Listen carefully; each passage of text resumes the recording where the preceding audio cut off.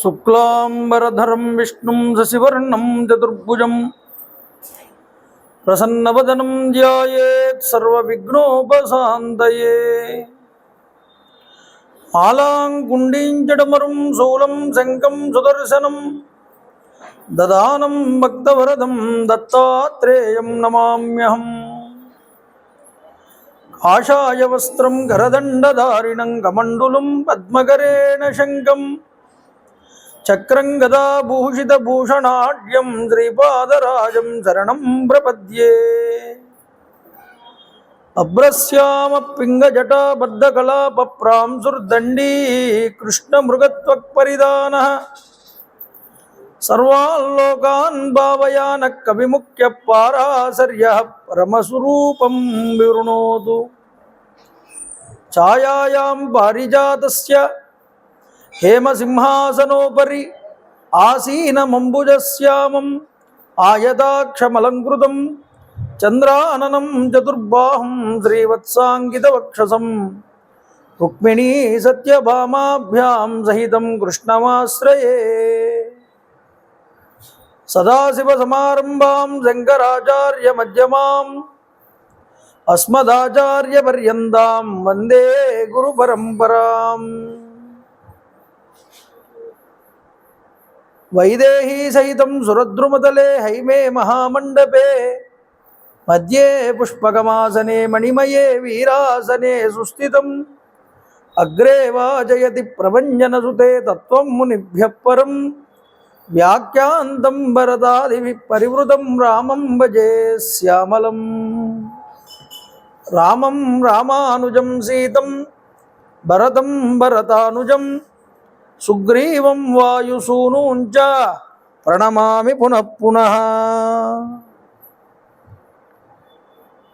విమలపటి కమలకుటి పుస్తక రుద్రాక్షసస్తహస్తపుటి కామాక్షి పక్ష్మలాక్షి కలిత విపంచి విభాసి వైరించి మనోజవం మారుతతుల్యవేగం జితేంద్రియం బుద్ధిమతాం వరిష్టం వాతాత్మజం వానరయూధముఖ్యం శ్రీరామదూతం శిరసా నమామి. హరి ఓం. పరమేశ్వర స్వరూపమైన సభకు నమస్కారం. సభాయై నమః. శ్రీ హనుమాన్ జయ హనుమాన్ జయ జయ హనుమాన్. శ్రీ హనుమాన్ జయ హనుమాన్ జయ జయ హనుమాన్.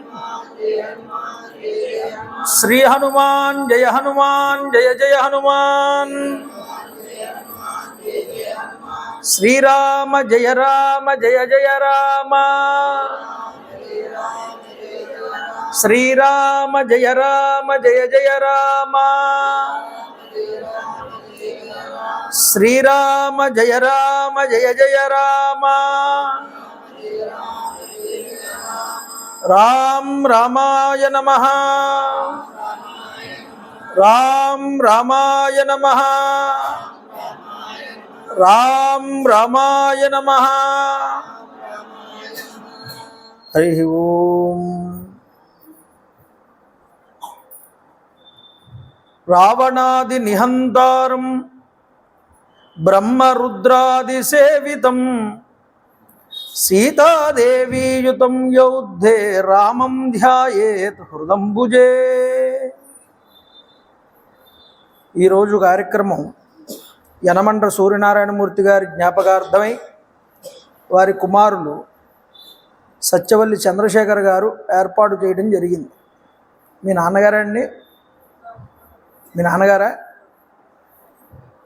డిటిపి రాంబాబు గారి మామయ్య గారికి యొక్క జ్ఞాపకార్థంగా బహుశ్రద్ధగా వారి దంపతులిద్దరూ కూడా ఈ రామాయణాన్ని మొదటి నుంచి కూడా వింటున్నారు. నేను అబ్జర్వ్ చేస్తున్నాను. వాళ్ళు పరిపూర్ణ రామానుగ్రహం వాళ్ళకు ఉంటుంది.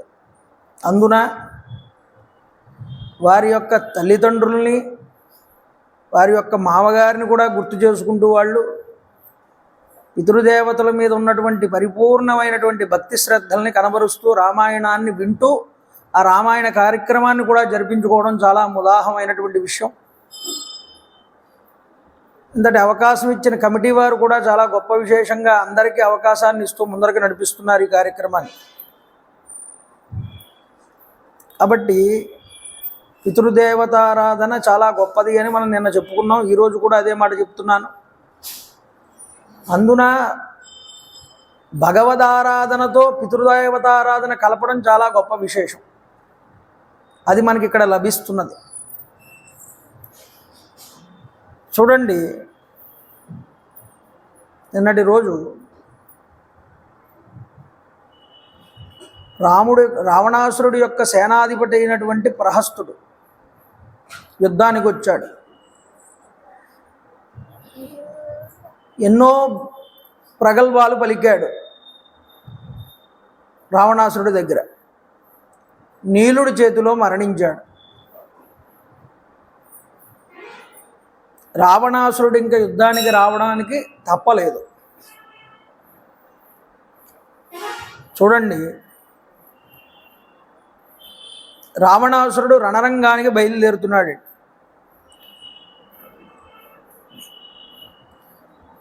రాక్షస వీరులందరూ కూడా జయ జయధ్వానాలు చేస్తున్నారు. ఆ ఎదుర్కోబోయేటటువంటి వానర సైన్యాన్ని ఒక్కసారి తేరిపారా చూశాడు రావణాసురుడు. గొప్పదైనటువంటి గుర్రాలు పూంచబడినటువంటి రథాన్ని అధిరోహించాడు. ద్వారం తీసుకుని వస్తున్నాడు రావణాసురుడు. ఆ వస్తున్నటువంటి రావణాసురుణ్ణి చూసి రామచంద్ర ప్రభు వారు, అయ్యా విభీషణ, ఆ వస్తున్నటువంటి వీరుడు ఎవరు అని రామచంద్ర ప్రభు వారు విభీషణుడిని అడిగారు. అడిగితే విభీషణుడు చెప్తున్నాడు సమాధానం, అయ్యా మహానుభావ, ఆ వస్తున్నటువంటి వాడికన్నా వాడి చుట్టూరా వాడి పక్కన అటు ఇటు కొంతమంది ఉన్నారు కదా, ముందు వాళ్ళ గురించి చెప్తానన్నట్టు విభీషణుడు. చూడండి, రావణాసురుడు అక్కడ కనిపిస్తున్నాడు. వాడు చూసావా, ఏనుగు మీద ఒకడు కూర్చున్నాడు. వాడి పేరు అకంపనుడు అని పిలుస్తారు. ఆల్రెడీ ఒక అకంపనుడు చనిపోయాడు. ఇప్పుడు వీడు ఇంకో అకంపనుడు. వాడు మహాయోధుడయ్యా, ఉదయించేటటువంటి సూర్యుడిలాగా వెలుగొందిపోతున్నాడు చూసావా. వాడి పక్కనే సింహము యొక్క గుర్తుతో ఉన్నటువంటి రథం మీద వస్తున్నటువంటి వాడు ఏనుగులాగా ప్రకాశిస్తున్నాడు. వాడు ఇంద్రజిత్. అతడికి సమీపంలోనే వింధ్యపర్వతంలాగా అతి భారీ శరీరంతో ఉన్నాడే, వాడి పేరు అతికాయుడు అన్నాడు. అయ్యా, చండ్రనిప్పుల వంటి కళ్ళతో ఏనుగులాగా ఘేంకరిస్తున్నటువంటి వాడు, అదిగో వాడు మహోదరుడయ్యా. ఖడ్గాన్ని చేత్తో పట్టుకుని అశ్వం మీద కూర్చుని అస్తాద్రిలాగా కనబడుతున్నటువంటి ఆ రాక్షసుడి పేరు పిశాచుడు అని చెప్పాడు.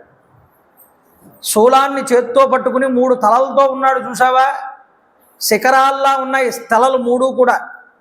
వాడి పేరు త్రిశిరుడు. సర్పకేతనంతో ప్రకాశిస్తున్నటువంటి రథాన్ని అధిరోహించి ధనుష్టంకారం చేస్తున్నటువంటి వాడే కుంభుడు అన్నారు వీటిని. పరిగా అనేటటువంటి బంగారపు ఆయుధాన్ని ధరించినటువంటి వాడు నికుంభుడు అని చూపించాడు. అతడి వెనుక రథం మీద నిల్చుని ఉన్నాడే, ఆ రథం మీద ఉన్నటువంటి వాడు నరాంతకుడు అనేటటువంటి వాడు. అలాగే వ్యాఘ్ర, ఉష్ట్ర, నాగేంద్ర ముఖాలతో ఘోర రూపులైనటువంటి సైనికులు వీడి ఆధీనంలో ఉంటారు ఎప్పుడూ కూడా. నిజానికి వీడి పేరు నరాంతకుడే కానీ వీడు దేవతల్ని కూడా ఎదిరించగలిగినటువంటి దేవాంతకుడు అని ఆ నరాంతకుడు గురించి చెప్పాడు.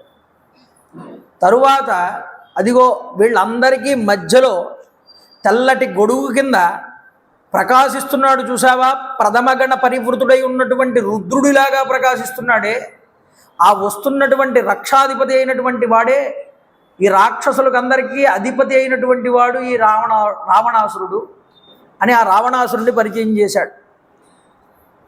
కిరీటం ధరించి కదలాడుతున్నటువంటి కుండలాలతో మహాపర్వతం వంటి శరీరంతో సూర్యుడిలాగా ప్రకాశిస్తున్నాడు. చూడండి, దేవేంద్రుణ్ణి కూడా హడలు కొట్టినటువంటి మహావీరుడు ఇతనేనయ్యా అని రావణాసురుడి గురించి మొదటి పరిచయం. రామచంద్ర ప్రభు వారు మొదటిసారి ఫేస్ టు ఫేస్ చూడడం రావణాసురుడు. చూడండి, రామచంద్ర ప్రభు అంతటి వారు కూడా రావణాసురుడిని చూడగానే ఒక మంచి భావాన్ని పొందారు. అంటారు వాల్మీకి మహర్షి, అహోదీప్త మహాతేజ రావణో రాక్షసేశ్వర ఆదిత్యైవ దుష్ప్రేక్ష్యో రశ్మిభిర్భాతి రావణ. సాక్షాత్తుగా కళ్ళెదురుగా కనిపిస్తున్న రావణాసురుణ్ణి తిలకించి రాముడంతటి ఆయన ఆశ్చర్యపోయాట. రాముడంతటి వాడు ఆశ్చర్యపోయి అంటున్నట్ట, ఆహా ఏమి తేజస్సు తంది, సాధారణమైన వాడు కాడే, తేరి చూడసఖ్యంగానటువంటి సూర్యుడిలాగా ప్రకాశిస్తున్నాడు. ఇటువంటి రూపం కనుక నేను ఇంతకు ముందు ఏ దేవ దానవ యక్ష గంధర్వుల్లో ఎక్కడా కూడా చూడలేదనుకున్నట్ట. రాముడంతటి వాడు అంతటి తేజస్సుతో ప్రకాశిస్తున్నాడు. అయితే ఇతడి సైన్యంలో యోధులంతా కూడా రకరకాల ఆయుధాలతో పర్వతాల వంటి శరీరాలతో దృఢకాయులై విరాజిల్లుతున్నారు. ఎంత తేజస్సుంటే ఏమి మాత్రం, ఈరోజు వీడు నా భార్యని అపహరించాడు, ఈ దోషం వీడిని కట్టి కుడుపుతుంది అన్నట్టు రామచంద్ర ప్రభు వారు. కాబట్టి ఈ పాపాత్ముడు నా కళ్ళ ముందు పడ్డాడు, ఈరోజు నా సీతను అపహరించాడన్నటువంటి ఈ కోపాన్ని ఈరోజు వీడి మీద నేను తీర్చుకుంటాను. ఈ మాట చెప్పగానే ఒక్కసారి ధనస్సును చేతిలోకి తీసుకున్నారట, దాన్ని ఎక్కుపెట్టారట, బాణాన్ని సిద్ధంగా ఉన్నారు రామచంద్ర ప్రభు. చూడండి, వాడు వస్తూనే యుద్ధాన్ని వానరుల మీదకు పోనిచ్చాట రథాన్ని. వెనక్కి తిరిగి అన్నట్ట, మీరు అందరూ కూడా రాక్షసులందరితో చెప్పాట, మీరందరూ వెనక్కి వెళ్ళిపోండి అన్నట్టు. వెళ్ళిపోయి లంకలోకి ఏ వానరుడు చొరబడకుండా మీరు రక్షణ కాస్తూ ఉండండి, అన్ని వైపులా కూడా ఎవ్వరూ యుద్ధం చేయడానికి వీలు లేదన్నాడు రావణాసుడు. నేను ఒక్కడనే యుద్ధానికి వెళ్తానన్నాడు. చూడండి, చండ్రనిప్పులు వంటి బాణాలని విడిచిపెడుతూ యుద్ధరంగంలోకి వస్తున్నాడు. వానరులందరూ కూడా వస్తున్నారు. ముందుగా వానరులు వస్తూ ఉంటే వాళ్ళ మీదకి పోనిచ్చాట రథాన్ని. ఈ వానరులందరినీ కూడా ఎగరగొడుతున్నాడు తన బాణాలతో. సముద్రాన్ని చీల్చుకుని వస్తున్నటువంటి ఒక పెద్ద త్రిమింగళంలాగా కనిపిస్తున్నాడు రావణాసుడు. ఈ వానరులు అనేటటువంటి సముద్రాన్ని చీల్చుకుంటూ ముందరకు వెళ్తున్నాడు రథం మీద. బాణాలు వేస్తున్నట్టు ఎడతెరిమి లేకుండా 5 బాణాలు 10 బాణాలు వానరుల యొక్క శరీరాల్లోకి దిగిపోతున్నాయి. వాళ్ళు పాపం చెట్లు తెచ్చారు, రాళ్ళు తెచ్చారు, విసురుతున్నారు. వాటన్నింటినీ పిప్పి చేస్తున్నట్టు తన బాణాలతో ఒక పక్క వాటిని కొడుతూనే వానరులందరినీ కూడా కొడుతున్నట్టండి. చూడండి, అంతటి గొప్పదైనటువంటి ధనుర్విద్యా కౌశలాన్ని ప్రదర్శిస్తున్నాడు రావణాసురుడు. అయితే రావణాసురుడు బాణాలతో వాటన్నింటినీ తుక్కుతునీకలు చేస్తున్నాడు. భయంకరమైనటువంటి ఒక బాణాన్ని సంధించి మొట్టమొదట సుగ్రీవుణ్ణి కొట్టాడు వానరులందరిలో కూడా. అయితే ఆ యొక్క బాణం విపరీతంగా దూసుకుని వెళ్ళిపోయింది, ఏది ఆపలేదు దాన్ని. సుగ్రీవుడి యొక్క వక్షస్థలంలో దిగింది. విపరీతమైన గోల చేశాడు సుగ్రీవుడు. ఆ బాధ తట్టుకోలేక అరుస్తూ కింద పడిపోయాడు. స్పృహ తప్పి పడిపోయాడు, శరీరం ఇంకా విడిచిపెట్టలేదు. అయితే రాక్షస వీరులందరూ సింహనాదాలు చేశారటండి. ఈలోపు గవయ గవాక్ష సుధంష్ట్ర ఋషభ జ్యోతిముఖ నభ ప్రభుతులైనటువంటి వానర వీరులందరూ కూడా పర్వత శృంగాలని పెళ్లగించుకుని వచ్చి రావణాసురుడి మీదకి లంఘించారు. రావణాసురుడు ఒక్కొక్క బాణంతో వారి చేతుల్లో ఉన్నటువంటి గిరి శృంగాలన్నింటినీ కూడా పడగొట్టుకుంటూ ముందరకు వెళ్ళాడు. అయితే మిగతా బాణాలు వేసి వాళ్ళందరినీ తీవ్రంగా గాయాలకు గురి చేశాడు. అయితే వీడు వేసినటువంటి బాణములకి వాళ్ళందరూ మూర్ఛపోయి కింద పడిపోయారు. మిగతా వానరులు కూడా చండ ప్రచండంగా పరాక్రమించేటటువంటి రావణాసురుడు సర్వ వానర సేనని కూడా తన బాణముల చేత ముంచెత్తుతూ భయభ్రాంతులకు గురి చేస్తూ ఉండగా వానరులందరూ కూడా పరిగెత్తుకుంటూ వెళ్ళి రామచంద్ర ప్రభు వారిని శరణు వేడారు. అయ్యా, వాడు విజృంభించేస్తున్నాడు, ఎవరిని విడిచిపెట్టట్లేదు, మీరే మమ్మల్ని అనుగ్రహించాలి. చూడండి, కామమార్యా సుపర్యాస్తో వదాయాస్య ధురాత్మన విధిమిష్యామ్యహం నీచ మనుజానీహ మాం ప్రభో. అయితే రామచంద్ర ప్రభు వారు వాడి మీదకి యుద్ధానికి వెళ్దామని సంసిద్ధులవుతుంటే లక్ష్మణస్వామి ఆప్ చేశారట. రామచంద్ర ప్రభు ఆప్ చేసి, అన్నయ్య, ఈ మాత్రం దుర్మార్గుడిని సంహారం చేయడానికి నువ్వెందుకు, నేనే వీడిని సంహారం చేయగలను, కాబట్టి నువ్వు నాకు అనుజ్ఞ ఇయ్యి, నేను యుద్ధానికి వెళ్తానన్నాడు. అంటే రామచంద్ర ప్రభు వారు ఏదో వెళ్ళిపోతాను అనగానే అలా వెంటనే సరే అనలేదు. కొన్ని జాగ్రత్తలు చెప్పి పంపుతున్నారు. లక్ష్మణ, జాగ్రత్త సుమ, నువ్వు యుద్ధానికి వెళ్తానంటున్నావు. అయితే రావణాసురుడు బలపరాక్రమవంతుడు. ఈ విషయాన్ని గుర్తుపెట్టుకో. వాడు యుద్ధమునందు ఆరితేరినటువంటి వాడు, దేవేంద్రుణ్ణి కూడా ఓడించినటువంటి వాడు. కాబట్టి ఈ విషయాన్ని బాగా జాగ్రత్తగా గుర్తుపెట్టుకుని ఏకాగ్ర చిత్తుడివై చూపుతో నీ యొక్క చాపాన్ని గురి తప్పకుండా ఉండేలా చూసుకుంటూ నిన్ను నువ్వు రక్షించుకుంటూ ముందరికి యుద్ధానికి వెళ్ళు, విక్రమించు అని రామచంద్ర ప్రభు వారు హెచ్చరిక చేసి మరీ పంపించారు లక్ష్మణుడిని. అయితే చూడండి, లక్ష్మణుడు అన్నగారిని ఒక్కసారి కౌగిలించుకున్నట్ట. కౌగిలించుకుని అన్నగారికి నమస్కారం చేసి రావణాసురుడికి అభిముఖంగా వెళ్ళడం ప్రారంభం చేశాడు. అయితే ఈలోపు రావణాసురుడు వాడి యొక్క గంభీరమైనటువంటి ధనస్సుతో వానరుల మీద బాణాలు వేసుకుంటూ ముందరకు వచ్చేస్తున్నాడు. అయితే హనుమంతుల వారు, స్వామి హనుమ ఈ రావణాసురుడికి అడ్డంగా వెళ్ళారట. వానరులందరి మీద బాణాలు వేస్తున్నాడుగా, స్వామి హనుమ ఎదుర్కొన్నారు. వెళ్ళి హనుమ మీద కూడా బాణాలు వేయడం మొదలుపెట్టాడు రావణాసురుడు. వాడు వేస్తున్నటువంటి బాణాల నుంచి తప్పించుకుంటూ స్వామి హనుమ వాడి రథం వైపుకు పరిగెత్తారట. పరిగెట్టుకుంటూ చూడండి, అక్కడ ఉన్నటువంటి పిడికిలిని ఒక్కసారి ఇలా బిగించాట స్వామి హనుమ. బిగించి రావణాసురుడితో మాట్లాడుతున్నట్ట. అతడి రథం దగ్గరికి వెళ్ళి, రాక్షసరాజా రావణ, దేవ దానవ గంధర్వ యక్ష రాక్షసుల నుంచి నీకు మరణం లేకుండా వరం పొందావు. అయితే వానరుల నుంచి మరణం లేదని నువ్వు పొందలేకపోయావు. కాబట్టి ఇప్పుడు కపిజాతి వల్ల మాత్రమే నీకు మరణం అనేటటువంటిది ప్రాప్తిస్తోంది. గుర్తుపెట్టుకో, ఇదిగో నా యొక్క కుడి చెయ్యి అన్నాడు. దక్షిణ బాహువుని చూపించాడు. చూపించి ఇలా పిడికిలి బిగించాడు స్వామి హనుమ. పిడికిలి బిగించి, ఇదిగో 5 కొమ్మల కింద మహావృక్షంలాగా బాసిల్లుతున్నటువంటి నా యొక్క కుడి చేతిని ఒక్కసారి చూడమన్నాడు. చూపించి మహావృక్షంలాగా ఉన్నటువంటి ఈ బలిష్టమైనటువంటి సుదీర్ఘ భుజ ప్రహారంతో నిన్ను ఈ క్షణమే మృత్యుదేవతకి అప్పచెప్పుతానన్నట్ట. చూడండి,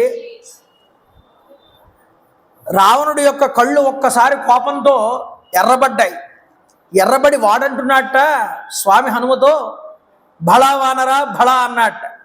అని నీ శక్తి కొలది గట్టిగా నన్ను కొట్టు. నువ్వు కొడితే జంకు గొంకు లేకుండా నువ్వు కొట్టగలిగితే అప్పుడు నీ బలం ఏమిటో నేను చూస్తానన్నట్టు. అప్పుడు నీ బలం ఏమిటో నాకు తెలుస్తుందిగా, అప్పుడు నేను నీ మీద యుద్ధానికి వస్తాను అన్నాడు. అప్పుడు హనుమన్నారు వెంటనే, ఒరే నా బలం ఏమిటో నువ్వు చూడడం ఏమిటి? ఆల్రెడీ నీ కొడుకు అక్షకుమారుణ్ణి చంపాను నేను. నీ అక్షకుమారుణ్ణి చంపినటువంటి దెబ్బ ఇంకా నీకు గుర్తు లేదా? లేకపోతే గుర్తు చెయ్యమంటావా అని అంటున్నట్ట స్వామి హనుమ. ఎప్పుడైతే నీ కొడుకు అక్షకుమారుణ్ణి చంపానని గుర్తు చేశాడో స్వామి, వీడికి విపరీతమైన కోపం వచ్చి వెంటనే చెయ్యి పైకెత్తి స్వామి హనుమ యొక్క వక్షస్థలం మీద గుద్దాడు. గుద్దగానే స్వామి హనుమంతటి ఆయన పిడుగుద్దు పడిగానే ఇలా ఒంటి మీద వాడి రావణాసురుడి దెబ్బ పడగానే ఒక్కసారి పట్టు తప్పి తూలిపోయాట స్వామి హనుమంతటి ఆయన. అంత గట్టిగా కొట్టాడు రావణాసురుడు.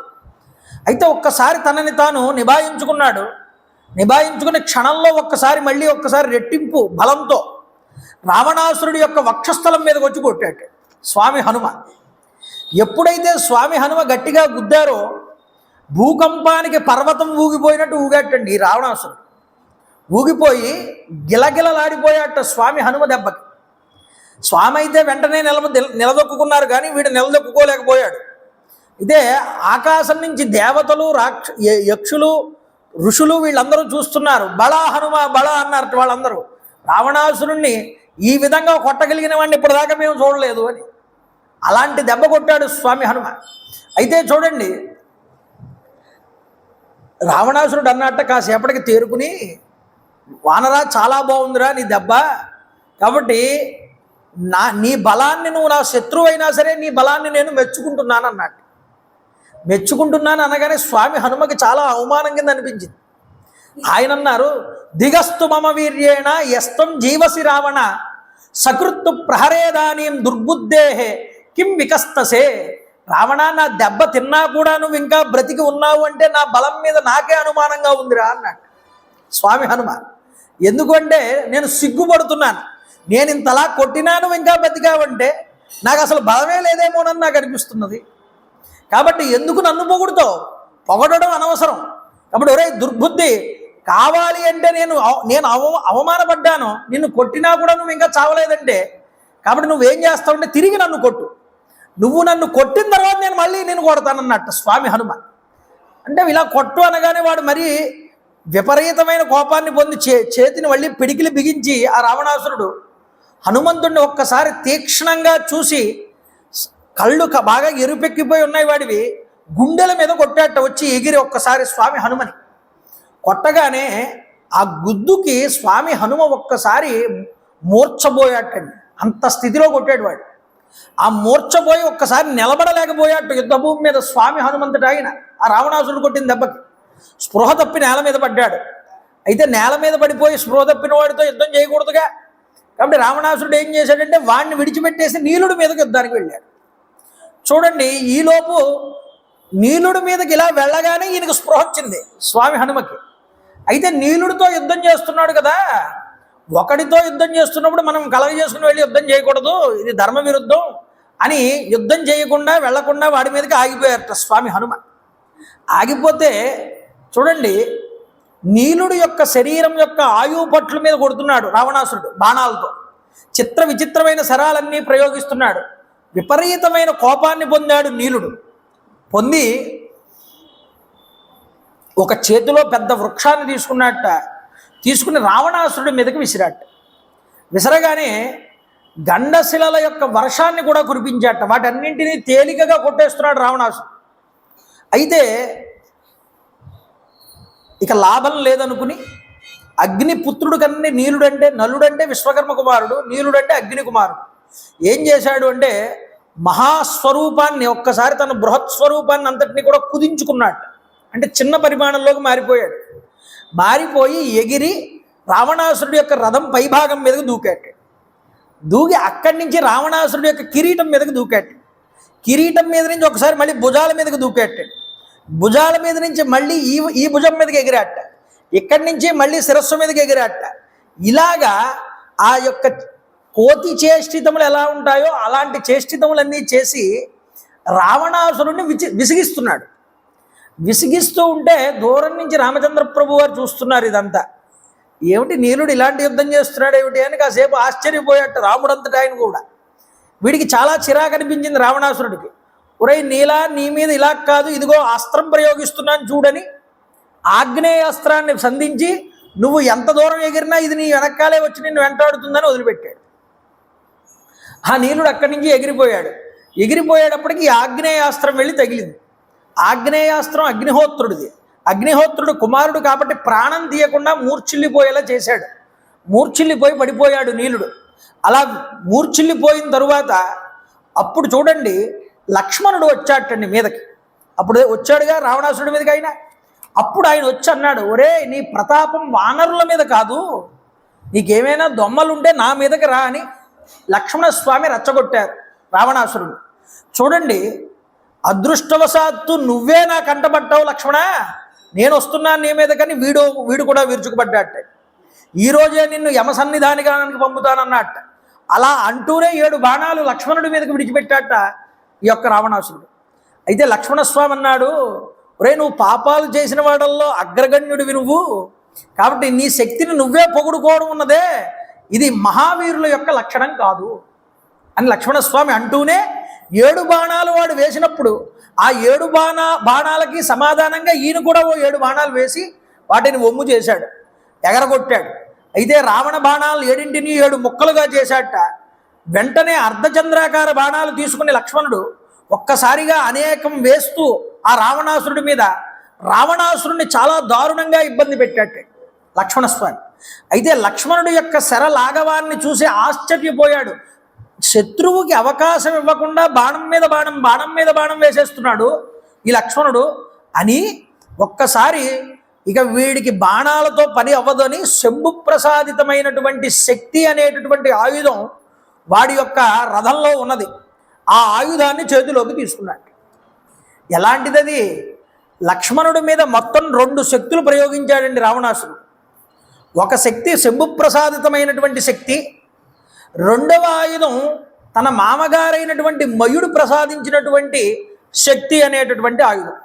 ఈ 2 శక్తి ఆయుధాలు కూడా లక్ష్మణుడి మీద ప్రయోగించాడు. అయితే ఇది మొదటి ప్రయోగించేటటువంటి శక్తి ఆయుధం. ఇది ప్రయోగించగానే లక్ష్మణుడు దాన్ని పాపం ఎన్నోసార్లు ఎదుర్కోవడానికి ఎన్నో బాణాలు వేశాడు. కానీ వాటన్నింటినీ నిలువరింపజేస్తూ ఈ శక్తి అనేటటువంటి ఆయుధం వేగంగా వచ్చి లక్ష్మణుడి యొక్క వక్షస్థలంలోకి వచ్చి దిగింది. చూడండి, ఎప్పుడైతే శరీరంలోకి వచ్చి దిగిందో లక్ష్మణస్వామి వారు కింద పడిపోతున్నారట. పడిపోతున్నప్పుడు ఒక్కసారి విష్ణుస్మరణ చేశారు. విష్ణుస్మరణ చేస్తూ కింద పడ్డారు. రావణుడు ఆ రథాన్ని నుంచి ఒక్కసారి కిందకి దూకాట. లక్ష్మణుడు ఎప్పుడైతే కింద పడిపోయాడో పరిగెత్తుకుంటూ వచ్చి ఆ లక్ష్మణుడిని ఎత్తుకుని రథం మీద కూర్చోబెట్టి తీసుకుపోదామని అనుకుంటున్నట్ట.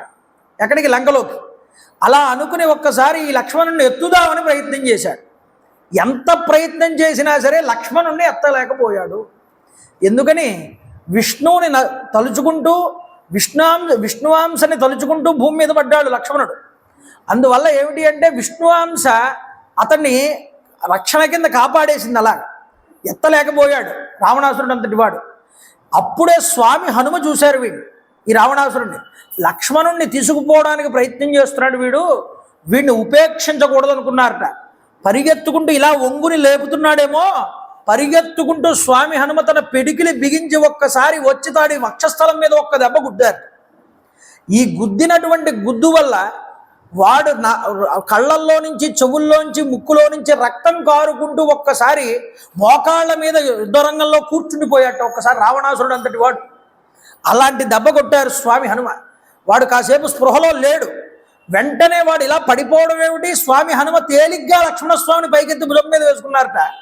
వేసుకుని రామచంద్ర ప్రభు వారి దగ్గరికి తీసుకుపోయారు. ఇలా తీసుకుపోగానే చూడండి,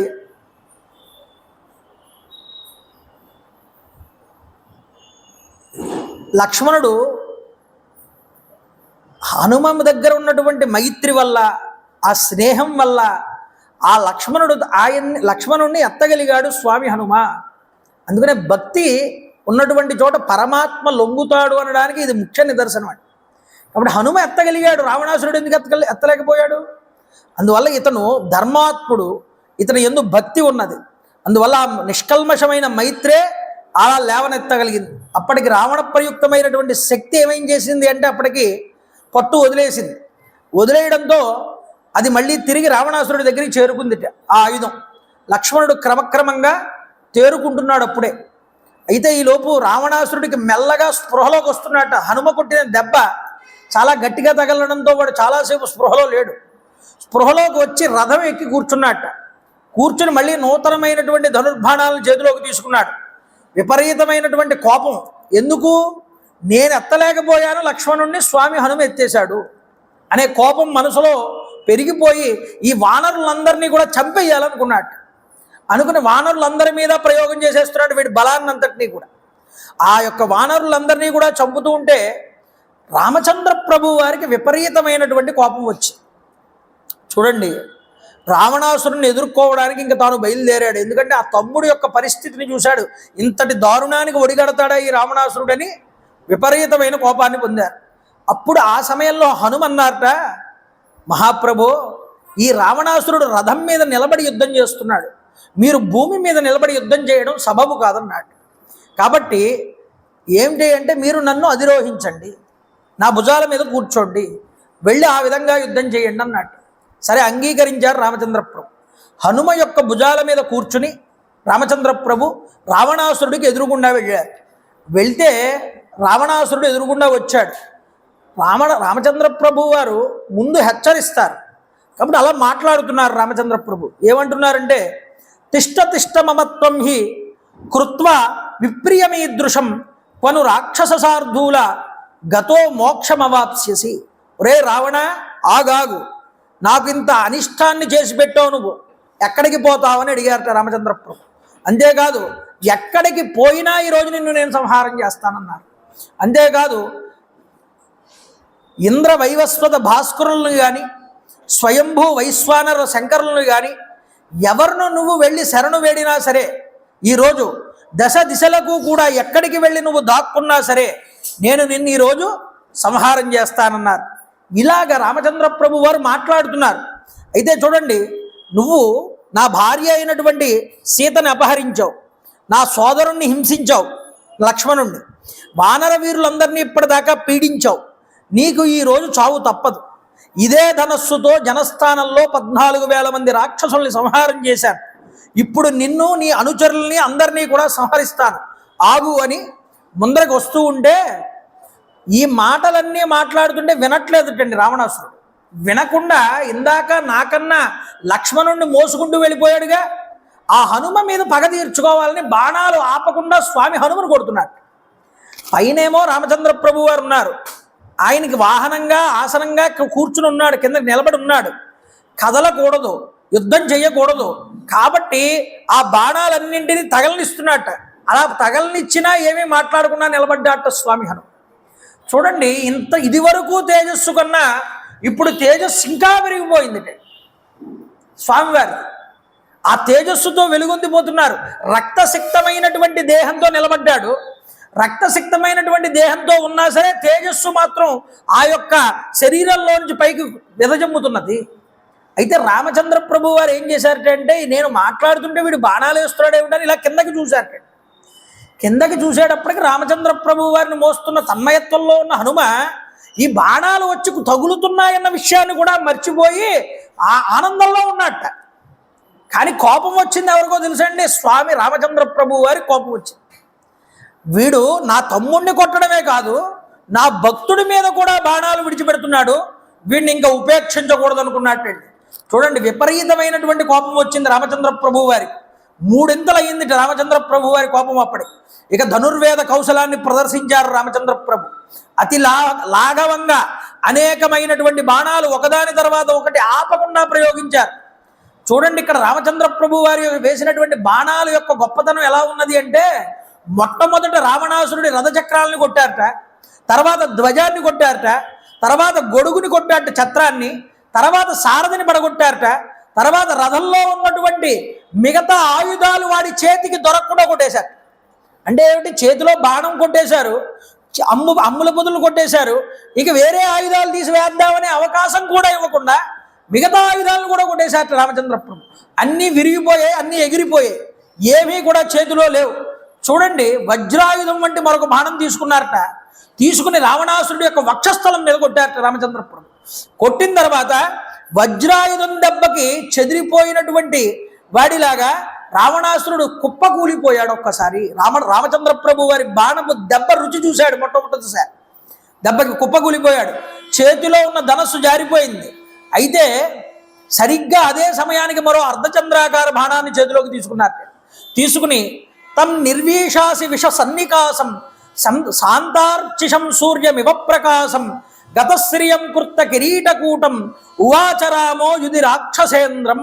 చూడండి, విల్లంబులన్నీ ఎప్పుడైతే జారిపోయాయో స్వామివారు అర్ధచంద్రాకార బాణాన్ని ప్రయోగించి ఆ రావణాసురుడి యొక్క కిరీటాన్ని కొట్టారట. ఒక్కసారి ఎప్పుడైతే కిరీటాన్ని కొట్టారో వాడి కిరీటం నేల మీద పడిపోయింది. చూడండి, కోరలు పీకేసినటువంటి పాములాగా, చల్లారిపోయినటువంటి కిరణాలతో వెలుగొందేటటువంటి సూర్యుడిలాగా, శోభ తరిగిపోయినటువంటి వాడిలాగా రావణాసురుణ్ణి ఒక్కసారి అలా చేసి రామచంద్ర ప్రభు వారు ఆ రావణాసురుడితో అంటున్నారు. చూడండి, గచ్చానుజానామి రణార్థితత్వం ప్రవిశ్య రాత్రించ చర రాజలంకాం అశ్వాస్య నిర్యాహి రదీచదన్వి తదాబలం ద్రక్షసి మే రథస్థ. ఒరే రావణ, ఈరోజు నీ కిరీటం పడిపోయింది, నీ ధనుర్బాణాలు పడిపోయాయి, నీ ఆయుధాలు దూరం అయిపోయాయి, నీ రథసారథి మరణించాడు, నీ గుర్రాలు చచ్చిపోయాయి, ఒంటరిగా మిగిలిపోయావు యుద్ధభూమిలో. ఈరోజు నువ్వు దొరికావు కదా అని నీ చేతిలో ఆయుధం లేకుండా నేను నిన్ను చంపను. ఎంతటి దయాళువో చూడండి, అవకాశం వస్తే చంపేయచ్చుగా శత్రువుని, అలా చంపట్ట. నీ చేతిలో ఆయుధం లేదు కాబట్టి నేను నిన్ను సంహారం చేయను. వానర సైన్యంతో యుద్ధం చేసి బాగా అలసిపోయినట్టున్నావు. వానరుల మీద కాదురా నీ ప్రతాపం, వాళ్ళ మీద యుద్ధం చేసి అలిసిపోవడం కాదు, నాతో యుద్ధానికి రా అని చెప్పడం అందులో ముఖ్య ఉద్దేశం. వానరులతో యుద్ధం చేసి బాగా అలిసిపోయినట్టున్నావు, ఈ స్థితిలో నేను నిన్ను సంహరించను, వెళ్ళిపోయి లంకలోకి ప్రవేశించి ఈరోజు విశ్రాంతి తీసుకో, హాయిగా తీసుకుని ఈ రాత్రంతా కూడా జాగ్రత్తగా నీ యొక్క బలాన్నంతటినీ కూడగట్టుకో. ఓ రాక్షసరాజా, బాగా విశ్రమించి తర్వాత రోజు పొద్దున్న ఒక కొత్త రథాన్ని ఎక్కి కొత్త ధనస్సుని, విల్లుని, బాణాలని పట్టుకో. మళ్ళీ అప్పుడు యుద్ధానికి రా, అప్పుడు నా బలపరాక్రమాలేంటో అప్పుడు నీకు చూపిస్తాను. చూడండి, దీనినే మకుట భంగ సర్గ అంటారు. కాబట్టి చూడండి, తం నిర్వీషాసి విషసన్నికాసం శాంతార్చిషం సూర్యమివ ప్రకాశం గతశ్రియం కుర్త కిరీటకూటం రమారమణ గోవింద గోవింద. ఒక కొబ్బరిగా కొట్టినాన్న. కాబట్టి చూడండి, దీనిని మకుట భంగ సర్గ అని పిలుస్తారు. దీని యొక్క ఉపయోగం ఏమిటన్నారు, కుజమహర్దశ నడిచే వాళ్ళల్లో రాహు అంతర్దశ నడుస్తూ ఉంటే కనుక ఇది పారాయణ చేస్తే ఆ దోషం పోతుంది అని మనకి పెద్దలు చెప్పారు. అంతేకాదు, ఎప్పటికీ తగ్గనటువంటి రోగాలు ఉంటాయి, పెద్ద పెద్ద రోగాలు. డాక్టర్లు కూడా చేతులు ఎత్తేసి మేము ఇంక తగ్గించలేమండి రోగాన్ని అని చెప్తూ ఉంటారు. అలాంటి రోగాలతో బాధపడే వాళ్ళు కూడా ఈ మకుట భంగ సర్గని ఒక్కసారి రెండు సార్లు చదివేటప్పుడు, ప్రారంభం చేసేటప్పుడు తేనె నివేదన చేసి, మళ్ళీ 2 సార్లు పారాయణ పూర్తయిపోయిన తర్వాత పాలు కనుక నివేదన చేస్తే, అది ప్రసాదం కింద స్వీకరిస్తే ఎటువంటి రోగమైనా తగ్గుతుంది అని మంత్రశాస్త్రాల్లో చెప్పారు. అంత శక్తివంతమైనది. ఏదో ఇవాళ సందర్భం వచ్చింది కదా అని ఏదో ఒక సర్గ గురించి నేను మాట్లాడుతున్నాను, కానీ రామాయణంలో ప్రతి సర్గకి ఒక్కొక్క ఉపయోగం ఉన్నది. అంత శక్తివంతమైనది రామాయణం. అంటే రామనామాన్ని పట్టుకుని, రామాయణంలో ఉన్న శ్లోకాలని పట్టుకుని, ఆ శ్లోకాల్లో మంత్రశాస్త్రాన్ని ఉపయోగించి ఏ రోగాలు తగ్గించాలో కూడా మన పెద్దలకి తెలిసేది. నిన్న కాక మొన్నే అనుకుంటా బంగారు బాబు గారు నాకు ఒక మెసేజ్ పంపించారు. వారి తండ్రి గారు మహానుభావుడు అగరపర్తి రామంగారు వారు ఎక్కడున్నా రామ సన్నిధానంలోనే ఉంటారు. వారు ఏ రోగం వచ్చినా ఆ రోగానికి సంబంధించి ఒక మంత్రాన్ని చెప్తూ ఉండేవారు. వారు స్వతహాగా ఆయుర్వేద వైద్యులైనా మణి, మంత్రము, ఔషధము 3 మనిషి రోగాన్ని నివృత్తి చేస్తాయని చెప్తూ ఉండేవారు. అది నిజం, శాస్త్రం అదే చెప్పింది. మంత్రం కూడా మనిషి యొక్క రోగాన్ని తగ్గించగలదు ఔషధంతో పాటు.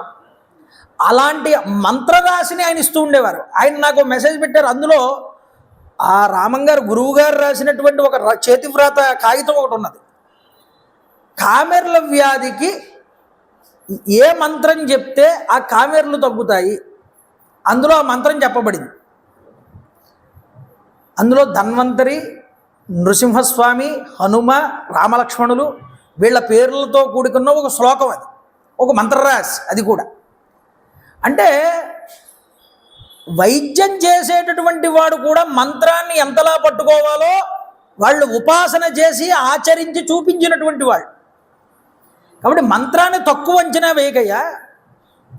ఈ సర్గలో చెప్పినటువంటి శ్లోకాలు కనుక నువ్వు శ్రద్ధగా విన్నా, చదివినా ఏం జరుగుతుందయ్యా అంటే, నీలో ఉన్న రుగ్మతలు ఏవైతే ఉన్నాయో ఆ యొక్క రోగాలు అవి వెంటనే తగ్గుతాయి, తగ్గుముఖం పడతాయి. ఆ ఉపాసన నిరంతరం ఆ రామాయణం వింటూ ఉండడం, చదువుతూ ఉండడం, అది చేయడం వల్ల ఏమవుతుందన్నారు. అందుకనే రామాయణం చదివినా విన్నా ఆరోగ్యం మెరుగుపడుతుందని ఎందుకు చెప్పాను నేను. ఇదంతా మంత్రరాశి కాబట్టి ఇందులో చదవడం వల్ల గొప్ప గొప్ప ప్రయోజనాలు ఉన్నాయి. అవి మన కంటికి తెలియవు, మనకేదో అక్షరాల కింద కనిపిస్తాయి.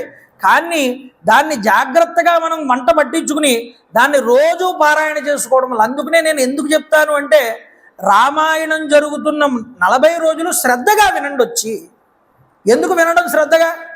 అది వినడం వల్ల మనలో కొన్ని దోషాలు పోతాయి. కాబట్టి గుర్తుపెట్టుకోండి, అలాగా ఏదో చివరిలో ఓ అరగంట ఉందనగా పావుగంట ఉందనగా వచ్చి కూర్చోవడం కాదు. శ్రద్ధగా మొదటి రోజు నుంచి చివరి రోజు దాకా పూర్తిగా వినడానికి ప్రయత్నం చేయాలి.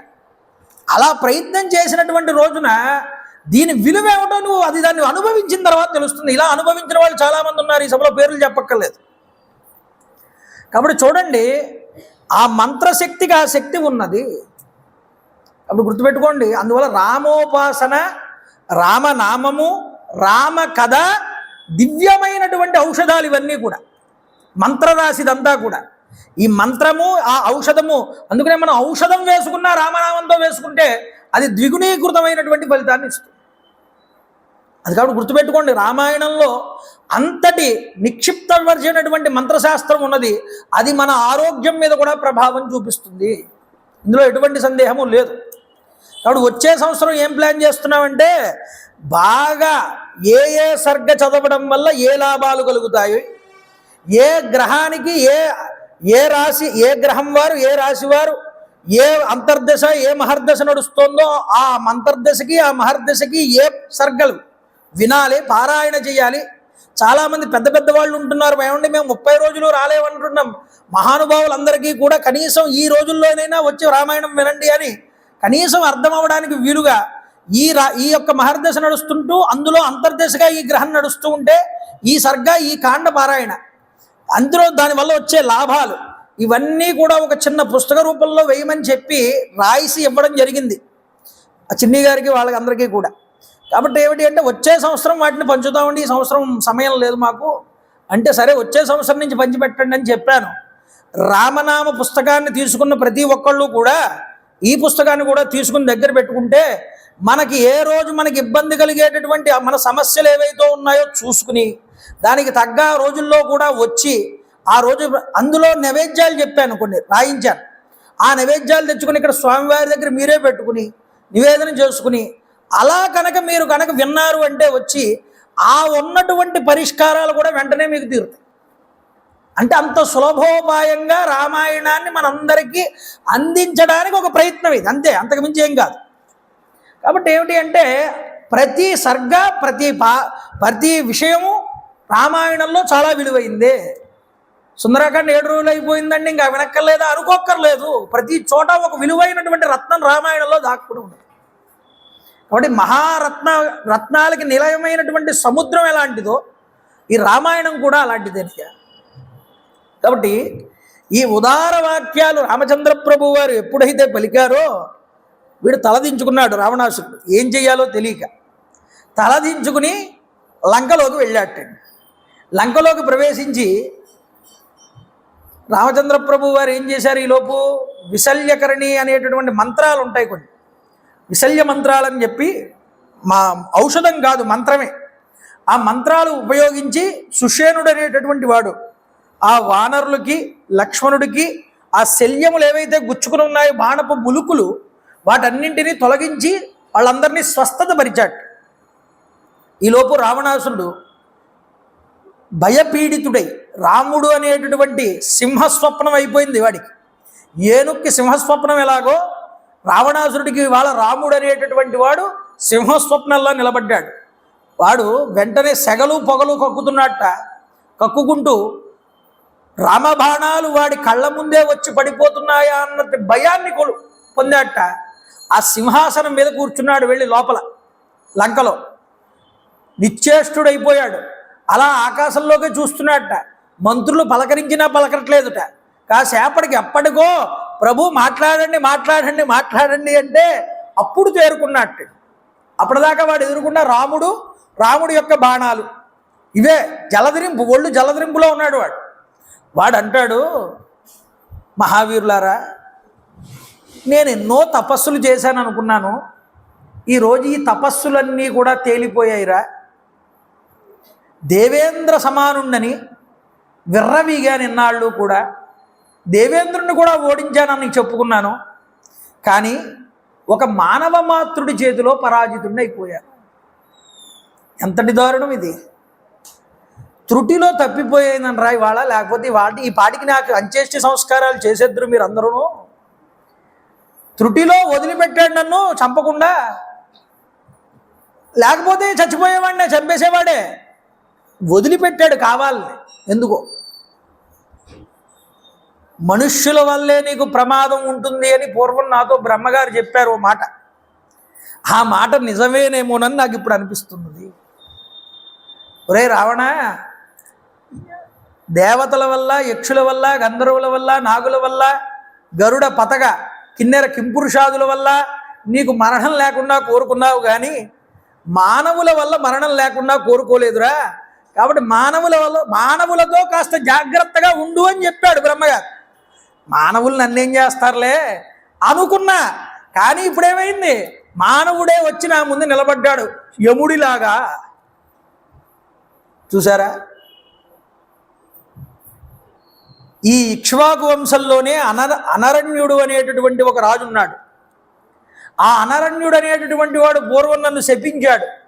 మా వంశంలోనే ఒకడు పుడతాడురా, వాడి చేతిలో నువ్వు సంహరించబడతావని.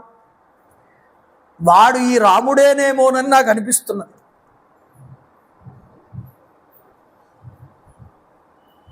ఈ రాముడు దశరథాత్మజుడు, మానవుడు.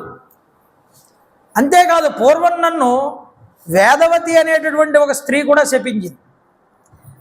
నేను ఆవిడ్ని అగౌరవపరిచాను. అగౌరవపరిస్తే ముట్టుకున్నాను. తనని తాను భస్మం చేసుకుంది. భస్మం చేసుకునే ముందు నేనే వచ్చి నీ యొక్క చావుకు కారణం అవుతానని చెప్పి శపించింది. ఆ వేదవతే ఈరోజు సీత కింద వచ్చిందేమోనని నాకు అనిపిస్తున్నది అంటున్నాడు. అంతేకాదు ఇంకా రంభ, పుంజిక స్థల, వీళ్ళిద్దరి విషయాల్లో, రంభ విషయంలో నేను తప్పు చేస్తే నలకూబరుడు అతని రంభ యొక్క భర్త నన్ను శపించాడు. పుంజిక స్థలని అవమానం చేస్తే బ్రహ్మగారు శపించాడు. అధర్మంగా స్త్రీలని బలవంతం కనుక చేస్తే నీకు 100 తలలన్నీ వక్కలైపోతాయి, 100 ముక్కలైపోతాయి. ఇవన్నీ నాకు గుర్తొస్తున్నాయి. అంతేకాదు ఉమానందీశ్వరశ్చాపి రంభ వరుణ కన్యక, ఉమాదేవి శపించింది అమ్మవారు నన్ను పూర్వం. ఎప్పుడు నా 10 తలలతో కూడా ఈ యొక్క కైలాస పర్వతాన్ని ఎత్తాను పైకి. ఎత్తినప్పుడు పైన అమ్మవారు నాట్యం చేస్తోంది ఈశ్వరుడితో కలిసి. ఈ పర్వతం కదిలిపోయింది. ఒక్కసారి కదిలిపోతే అమ్మవారు ఒక్కసారి కంగారు పడిందిట. ఏమిటి, నాట్యం చేస్తున్నప్పుడు భూమి కదిలిపోతుంది ఏమిటని. ఆ కదిలిపోయినప్పుడు ఎవడ్రా ఈ పని చేసిన వాడని చూస్తే రావణాసురుడు. ఒరే, నన్ను భయపెట్టావు కాబట్టి ఒక స్త్రీ భయం కారణంగా నువ్వు సంహరించబడతావని అమ్మవారు నన్ను శపించింది.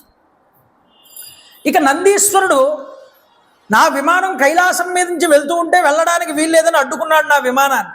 ఒరే కోతిముఖం వాడ పక్కగుండన్నా. ఒరే నన్ను కోతిముఖం వాడ అన్నావుగా, నా కోతిముఖాలే వచ్చి నీ యొక్క లంకని పడగొట్టి నీ చావుకు కారణం అవుతాయన్నాడు. ఆ నందీశ్వరుడు ఇచ్చినటువంటి శాపం కూడా ఇప్పుడు వచ్చి తగులుతోందేమోనని నాకు అనిపిస్తోందిరా. కాబట్టి ఈ శాపాలన్నీ దృష్టిలో ఉంచుకుని మనం చాలా జాగ్రత్తగా యుద్ధం చేయాలి సుమా. వాడు చూడండి, వాడు మాత్రం మారడు. ఈ శాపాలన్నీ దృష్టిలో పెట్టుకుని సీతను అప్పచెప్పేస్తారనొచ్చుగా.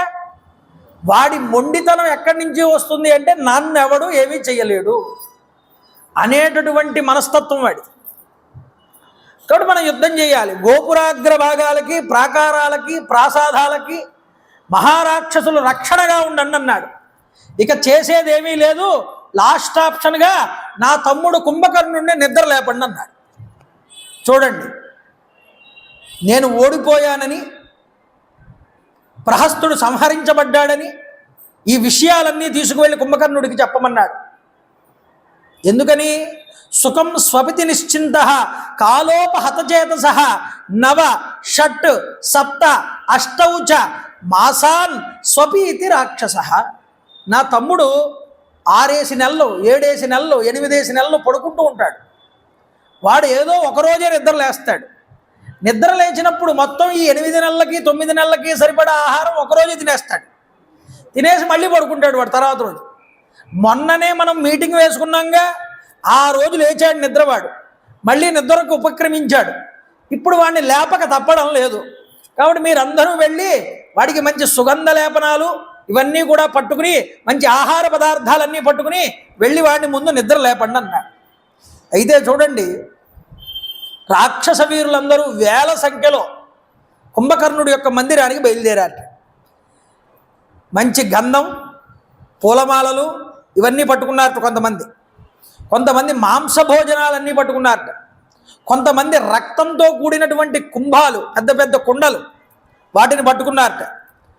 యోజన విశాలమైనటువంటి గుమ్మం, అంత పెద్ద యోజన విశాలమైనటువంటి వాడి ఇంటి గుమ్మం ముందు నుంచి లోపలికి వెళుతున్నారు.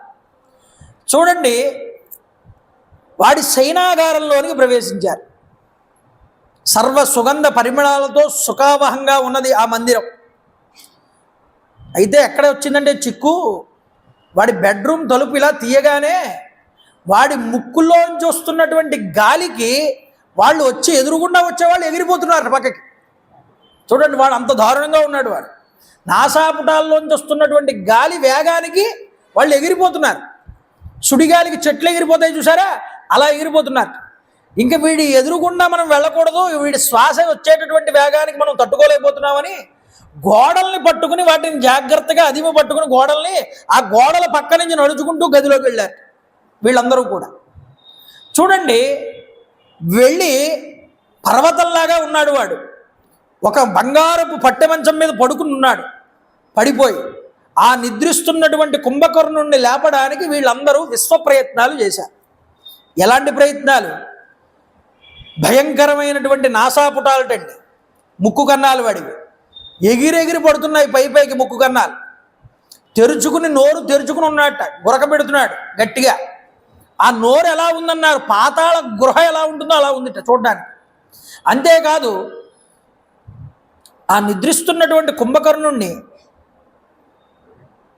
ఎలా లేపాలా అని ఆలోచిస్తూ ఉండగా బంగారపు భూషణాలతో శరీరం ఒత్తుకుని ఉన్నది, గట్టిగా నొక్కుని ఉన్నది. ఇలాగా కిరీటం కూడా అలాగే ఉన్నది. వాడి దగ్గరికి వెళ్తే కంపు కొడుతున్నట్టండి. ఎలాంటి కంపు? మాంసము, రక్తము, కొవ్వు నిల్వ ఉంటే ఎలాంటి కంపు వస్తుందో అలాంటి కంపు వస్తుంది వాడి దగ్గర. అయితే వాడు ఎదురుగుండా తీసుకొచ్చి మాంసాన్ని రాసి కింద పోశారు. ఆ వాసనకి ఏమైనా లేస్తాడేమోనని లేవలేదు. మృగ, మహిష, వరాహ జంతువులన్నింటినీ చంపి తీసుకొచ్చి ఎదురుగుండా పాడేశారు. ఓ పక్కన పర్వత ప్రమాణంలో అన్నాన్ని రాసి కింద పోశారట. ఆ పక్కనే పెద్ద పెద్ద బాణలతో రక్తాన్ని తీసుకొచ్చి పెట్టారట. దివ్య సుగంధాలన్నీ కూడా తీసుకొచ్చి వీడి కంపు భరించలేకపోతున్నామని వాడి శరీరం అంతా కూడా రుద్దారట. ఆ సుగంధ ద్రవ్యాలతో రుద్ది ఆ సుగంధ ద్రవ్యాల వాసనకైనా వీడు లేస్తాడేమో అనుకుంటే వాళ్ళు లేవలేదు. ఇంక ఇలా కుదరదని శంఖ, భేరి, మృదంగాలన్నీ కూడా తీసుకొచ్చి వాయించారు చెవుల దగ్గర, అయినా లేవలేదు. అస్ఫోటిత క్షేళిత సింహనాదాలన్నీ కూడా చేశారు. కంచు పాత్రలు తెచ్చి బాగా కొట్టారట, అయినా లేవలేదు. అయితే చూడండి, గదలు తీసుకొచ్చారట. ఇంక వీడికి పరేవదు, శబ్దాలతో కూడా వీడు లేవట్లేదని ముసలము, గద మొదలైన వాటిలన్నింటినీ కూడా తీసుకొచ్చి, ఎలాంటి గదలు ఉంటాయి, మామూలు గదలు ఏవి కాదు అవి. ఒక గదతో కొడితే 100 మంది ఎగిరిపోయేటటువంటి గదలు అవి. అలాంటి గదలు తెచ్చి ఈ యొక్క కుంభకర్ణుడిని కొడుతున్నారట. కొడుతూ ఉంటే వీడికి ఒంటి మీద ఈగవాలినట్టు కూడా అనిపించలేదు, అలా ఉన్నాడు వీడు. అయితే చూడండి, కేకలు పెట్టారు, అరుపులు అరిచారు, పెడబొబ్బలు పెట్టారు, కోలాహలం చేశారు. దేనికి కూడా వీడు నిద్ర లేవలేదు. ఇంక ఇలా కాదని గుర్రాలు, ఒంటెలు, గాడిదలు, ఏనుగుల్ని తీసుకొచ్చారట. వీటితో వాడి శరీరం మీద తొక్కించారు. తొక్కిస్తే ఇంత కోలాహలం జరుగుతున్నా సరే వాడు లంకారాజ్యం అంతా కూడా మారుమురుగుపోతుంది. కానీ ఈ శబ్దాలతో కుంభకర్ణుడికి మాత్రం ఏమీ చలనం లేదు ఒంట్లో. ఇక 1000 భేరీలు తీసుకొచ్చారట, పెద్ద పెద్ద భేరీలు. అలాంటి 1000 భేరీలు తీసుకొచ్చి 1000 భేరీల్ని ఒకేసారి మోగించారట. ఒకేసారి మ్రోగించినా వీడు నిద్ర లేవలేదు. ఇంక ఇలా కాదురా, శివుడికి సహస్రకట్టాభిషేకం చేస్తాం కదా, అలా వీడి చెవుల్లో కడవలతో నీళ్లు తెచ్చి పోసేద్దామన్నారు కొంతమంది. కాబట్టి కడవలతో తీసుకురావడం నీళ్లు వాడి చెవు కన్నాల్లో పోయడం. ఎన్ని నీళ్లు పోస్తున్నా చెవులోకి పోతున్నాయి కానీ బయటకు వచ్చే నీరు లేదు. కానీ వాడు నిద్ర లేవట్లేదన్నా, కదలలేదు, మెదలలేదు. ఉదకుంభ శతాన్ అన్యేహే సమచింతిత్యకర్ణయోహో, వాడి కన్నాల్లో వేస్తున్నట్టు నీళ్ళు అలా వేస్తూ ఉన్న వాడికి చలనం లేదు. చూడండి, శతఘ్నులు అనేటటువంటి పిరంగులు తీసుకొచ్చారట. ఈ పిరంగులతో కొట్టారట వాడిని. అయినా సరే వాడికి చలనం లేదుటండి. తాళ్లతో కట్టారటండి చేతుల్ని వాటిని కూడా. తాళ్ళకి గట్టిగా తిప్పుతూ ఆ చేతుల్ని కాళ్ళని కూడా కొడుతున్నారట, సుత్తులు ఇచ్చి, పెద్ద పెద్ద సుత్తులు లాంటి వాటిని తీసుకొని. అయినా లేవలేదు. ఏమి చేసినా వాళ్ళలో చలనం లేదుటండి. ఇంక ఇలా కాదురా అని వారణానాం సహస్రంతు శరీరే అస్య ప్రధావితం కుంభకర్ణస్తతో బుద్ధ స్పర్శం పరమబుద్ధ్యత. 1000 పెద్ద పెద్ద ఏనుగుల్ని తీసుకొచ్చారు, 1000 ఏనుగుల్ని. ఈ ఏనుగుల్ని తీసుకొచ్చి ప్లే గ్రౌండ్లో పరిగెట్టించినట్లు వీడి యొక్క శరీరం మీద యువతల నుంచి అవతలకి, అవతల నుంచి యువతలకి ఏనుగులు 1000 ఏనుగుల్ని ఎక్కించి పరిగెట్టించారట. అంటే వాడి శరీరం ఎంత ఉందో ఆలోచించండి ఒక్కసారి మీరు. అది కూడా చెప్తారు ఇక్కడ మనకి. ఆ ఏనుగులు అటు ఇటు పరిగెడుతూ ఉంటే ఆ 1000 ఏనుగులు శరీరం మీద ఎక్కి పరిగెడుతూ ఆడుకుంటూ ఉంటే వాడికి కొద్దిగా చలనం వచ్చింది, శరీరంలో స్పృహ వచ్చింది. ఆ స్పృహ రావడంతో ఈ పిండి వంటల వాసన అంతా కూడా గుమ్మాగా తగిలింది వాడికి. ఒక్కసారి నిద్రాభంగం అయింది. ఆకలితో ఒక్కసారి ఆవలిస్తూ లేచి కూర్చున్నాడు. పాము పడగల్లాంటి బాహువులు, పాతాళం వంటి నోరు తెరిచి భీకరంగా ఒక్కసారి ఆవలించాట. ఒక్కసారి నోరంతా ఎర్రగా ఉంది వాడిది.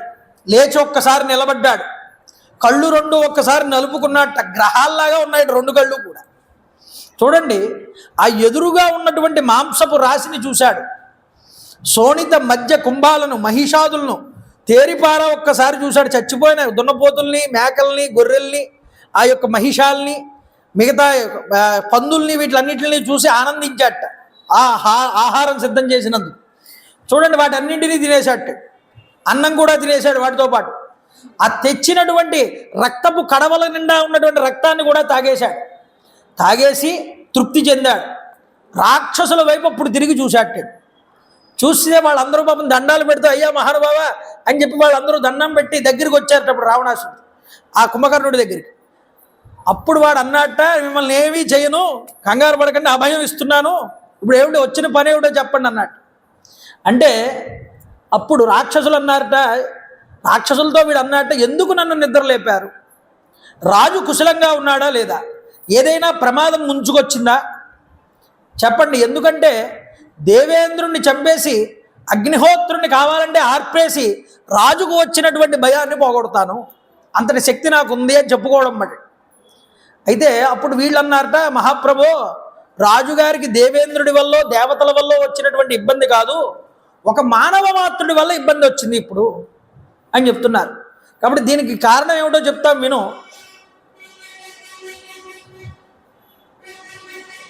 మానవ మాత్రుడి వల్ల ప్రమాదం ముంచుకొచ్చిందయ్యా అని మొదలుపెట్టి మొత్తం కథంతా కూడా చెప్పాటండి.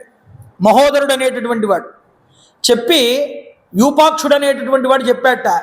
చెప్పి రావణాసురుడికి ఎలా పరాభవం జరిగిందో, కిరీటం ఎలా కిందడిపోయిందో, ఎలా భయపడిపోయాడో రావణాసురుడు అంతటి వాడు ఈ విషయాలన్నీ చెప్పుకుంటూ వచ్చాడు. చెప్పుకుంటూ వచ్చిన తర్వాత జరిగిందంతా విని కుంభకర్ణుడు అన్నగారి ఓటమికి చాలా కోపాన్ని పొందాట. కుంభకర్ణుడు కళ్ళు ఒక్కసారి విప్పార్చాట. ఇప్పుడే వెళ్ళి వానర సైన్యాన్ని, రాముణ్ణి, అందరినీ కూడా పరిమార్చి అప్పుడు అన్నగారికి కనిపిస్తానని చెప్పండి అన్నట్టు. అంటే ఇంక అన్నగారి దగ్గర కూడా రాను, డైరెక్ట్గా యుద్ధభూమికి వెళ్తాను, వాళ్ళందరినీ సంహారం చేస్తాను, అయితే చెప్పండి అని లేచాట. ఒక్కసారి మళ్ళీ ఈరోజు వానరుల యొక్క మాంస శోణితాలతో మీ అందరికీ విందు చేస్తాను, వానరులందరినీ చంపేసి మీ అందరికీ భోజనం పెట్టేస్తారన్నాడు. అయితే చూడండి, రామలక్ష్మణుల యొక్క రక్తాన్ని తాగుతానన్నాడు. ఇలా చెప్పి కదలబోతూ ఉండగా అక్కడ ఈ యొక్క యూపాక్షుడు అన్నాడు, మహాత్మా, ముందు మీరు రావణాసురుణ్ణి దర్శనం చేయడం మంచిదేమోనని మాకు అనిపిస్తున్నది, అయితే వెళ్ళి కబురు పెట్టండి అన్నాడు.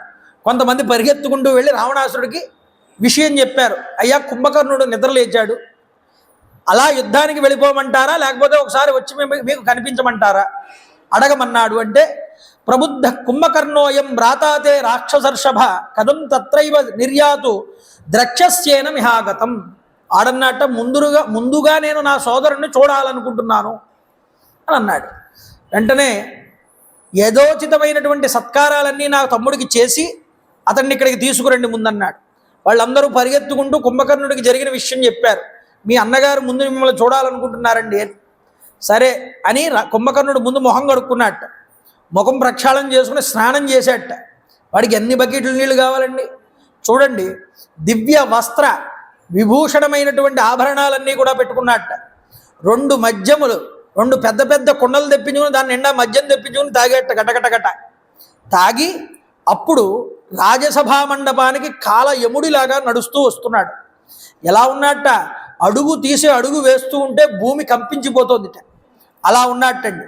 తన ఎత్తైనటువంటి శరీర కాంతులు సౌధాగ్రాల మీద పడి ప్రకాశిస్తున్నాయా అన్నట్లుగా ఉన్నాయి. పౌరులంతా వాడు నడుచుకుని వెళ్తూ ఉంటే అలా ఆకాశంలో తలెత్తి 2 చేతులు నమస్కారాలు చేస్తున్నారట. ఇరువైపులా నిలబడ్డారట. స్వయంభూ అయినటువంటి దేవేంద్రుడి దగ్గరికి స్వయంభూని ఇంటికి దేవేంద్రుడు వెళ్తున్నాడా అంటే బ్రహ్మగారింటికి దేవేంద్రుడు వెళ్తున్నాడా అన్నట్లుగా వెళ్తున్నాడు ఈ కుంభకర్ణుడు. అయితే వాడి యొక్క తేజస్సుతో సూర్యుడిని తాకుతున్నాడా అన్నట్లుగా ఉన్నట్ట చూడ్డానికి. ఈ కుంభకర్ణుడి మహాద్భుతమైనటువంటి స్వరూపాన్ని లంకా ప్రాకారం నుంచి చూసినటువంటి వానరులందరూ కూడా గుండె పగిలిపోయింది వీళ్ళందరికీ కూడా. ఒక్కసారి ఏమిట్రా వీడింతున్నాడు, ఎవడరా వీడు అనుకుని ఆ ప్రాకారాల నుంచి కిందకి దూకి పరిగెత్తడం మొదలుపెట్టారు వానరులందరూ కూడా. చూడండి, కొందరు రాముడి దగ్గరికి పరుగులు పెట్టారు, పరిగెత్తుకుంటూ రామచంద్ర ప్రభు దగ్గరికి. అయితే శరణు వేడారు రామచంద్ర ప్రభుని. మరి కొందరు దిక్కులు పట్టి మారిపోయారు ఆ యొక్క రూపాన్ని చూసే. చూడండి, కేచిచ్చరణ్యం శరణం స్మాం రామం వ్రజంతి కేచిత్ వ్యధితాః పతంతి కేచిత్ దిశాః స్మ వ్యధితాః ప్రయాంతి కేచిత్ భయార్త భూవి శేరసే స్మః.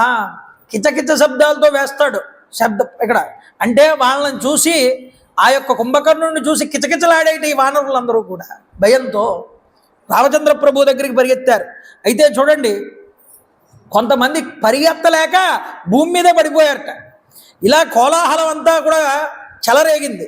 రామచంద్ర ప్రభు వారు వెంటనే ఆ ప్రాకారం మీద నుంచి కనబడుతున్నటువంటి పర్వతాకారంతో ఉన్నటువంటి వాడిని చూసి ఆశ్చర్యపోయారట రామచంద్ర ప్రభు వారు అంతటి వారు. ఆశ్చర్యపోయి విభీషణుడిని పిలిచి, ఎవడయ్యా వీడు ఇలా ఉన్నాడు, ఎంతున్నాడు ఏమిటి అని అడిగాడు. అడిగితే అప్పుడు విభీషణుడు చెప్తున్నాడు వీడి చరిత్ర అంతా కూడా. అయ్యా మహానుభావ రామ, ఎవడి చేత యుద్ధంలో వైవస్వతుడు దేవేంద్రుడు కూడా ఓడించబడ్డారో ఆ మహావీరుడు విశ్వరసు మహర్షి యొక్క 2వ కుమారుడు ఈ కుంభకర్ణుడు. వీడి చేతిలో ఓడిపోనటువంటి దేవతలు లేరయ్యా.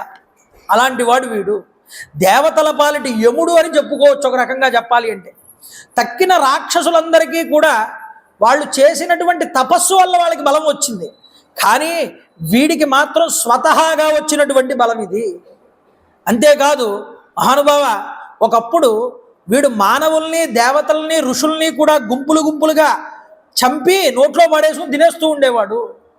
అలా ఉన్నప్పుడు దేవతలందరూ కూడా పరిగెత్తుకుంటూ వెళ్ళి బ్రహ్మగారిని శరణు వేడారయ్యా. ఒక విషయం చెప్పమంటావా, దేవేంద్రుడికి మొరపెట్టుకున్నారు మిగతా వాళ్ళందరూ వెళ్ళి. ఆ వాడేం చేశాడు, మొట్టమొదట వజ్రాయుధం తీసుకొచ్చి వేశాడు. ఆ వజ్రాయుధం ఈ యొక్క కుంభకర్ణుడిని ఏమీ చేయలేకపోయింది. చూడండి, వీడికి ముఖ్యమైనటువంటి డ్యూటీ ఏమిటి అంటే రోజు ఉదయం లేవగానే ప్రజల్ని తినేయడం, దేవతల్ని పీడించడం, ఆశ్రమాలని ధ్వంసం చేయడం, పరస్త్రీల్ని అపహరించడం. వీడి డ్యూటీలు ఇవి పొద్దున్న లేవగానే. అయితే ఈ 4 పనులు వీడికి. ఇది తెలుసుకున్నారట బ్రహ్మగారు. బ్రహ్మగారికి ఈ విషయం తెలిసి కోపాన్ని పొంది, ఒరే ఈ రోజు నుంచి నువ్వు మృతప్రాయుడివై పడుండు అని శపించాడు. ఇంకెవడు లేవడానికి ఉండదు, వాడు అలా పడుకునే ఉంటాడు. అప్పుడు రావణ బ్రహ్మ పరుగున బ్రహ్మగారి దగ్గరికి వెళ్ళాడు. అయ్యా, వాడు అలా పడుకుని ఉండిపోతే నాకు ఇంక వాడు నా కుడి భుజం లేనివట్టు అయిపోతుంది. వాడికి కనీసం ఎంతో కొంత ఎగ్జంప్షన్ ఇవ్వండి. కనీసం ఒక రోజైనా లేచి కూర్చుని తినడానికైనా ఉండాలి కదా, శరీరం నిలబడాలి కదా, వాడికి ఒక రోజైనా ఇవ్వండి అవకాశం. అంటే ఓ పని చేయవయ్యా, సంవత్సరంలో ఏదో రోజు లేస్తాడు, ఆ లేచిన రోజే వాడి ఆకలంతా తీర్చుకుంటాడు, మళ్ళీ పడుకుంటాడు. అలా వాడికి శాపం ఇవ్వబడింది. కాబట్టి వాడు 6 నెలలు 8 నెలలు 9 నెలలు పడుకుంటూ ఉంటాడు. కాబట్టి ఒకరోజే మేల్కుంటాడు, మళ్ళీ నిద్రలోకి వెళ్ళిపోతూ ఉంటాడు. ఈ విధంగా శాప విమోచనాన్ని ఇచ్చాడు బ్రహ్మగారు ఒకరోజు ఎగ్జామ్షన్తో. అయితే మెలుగుగా ఉన్నటువంటి ఆ ఒక్కరోజు కూడా వీడు చేసేటటువంటి జీవహింస అంతా ఇంత కాదు. రామ, ప్రాణులందరినీ భక్షించేస్తాడయ్యా వీడు.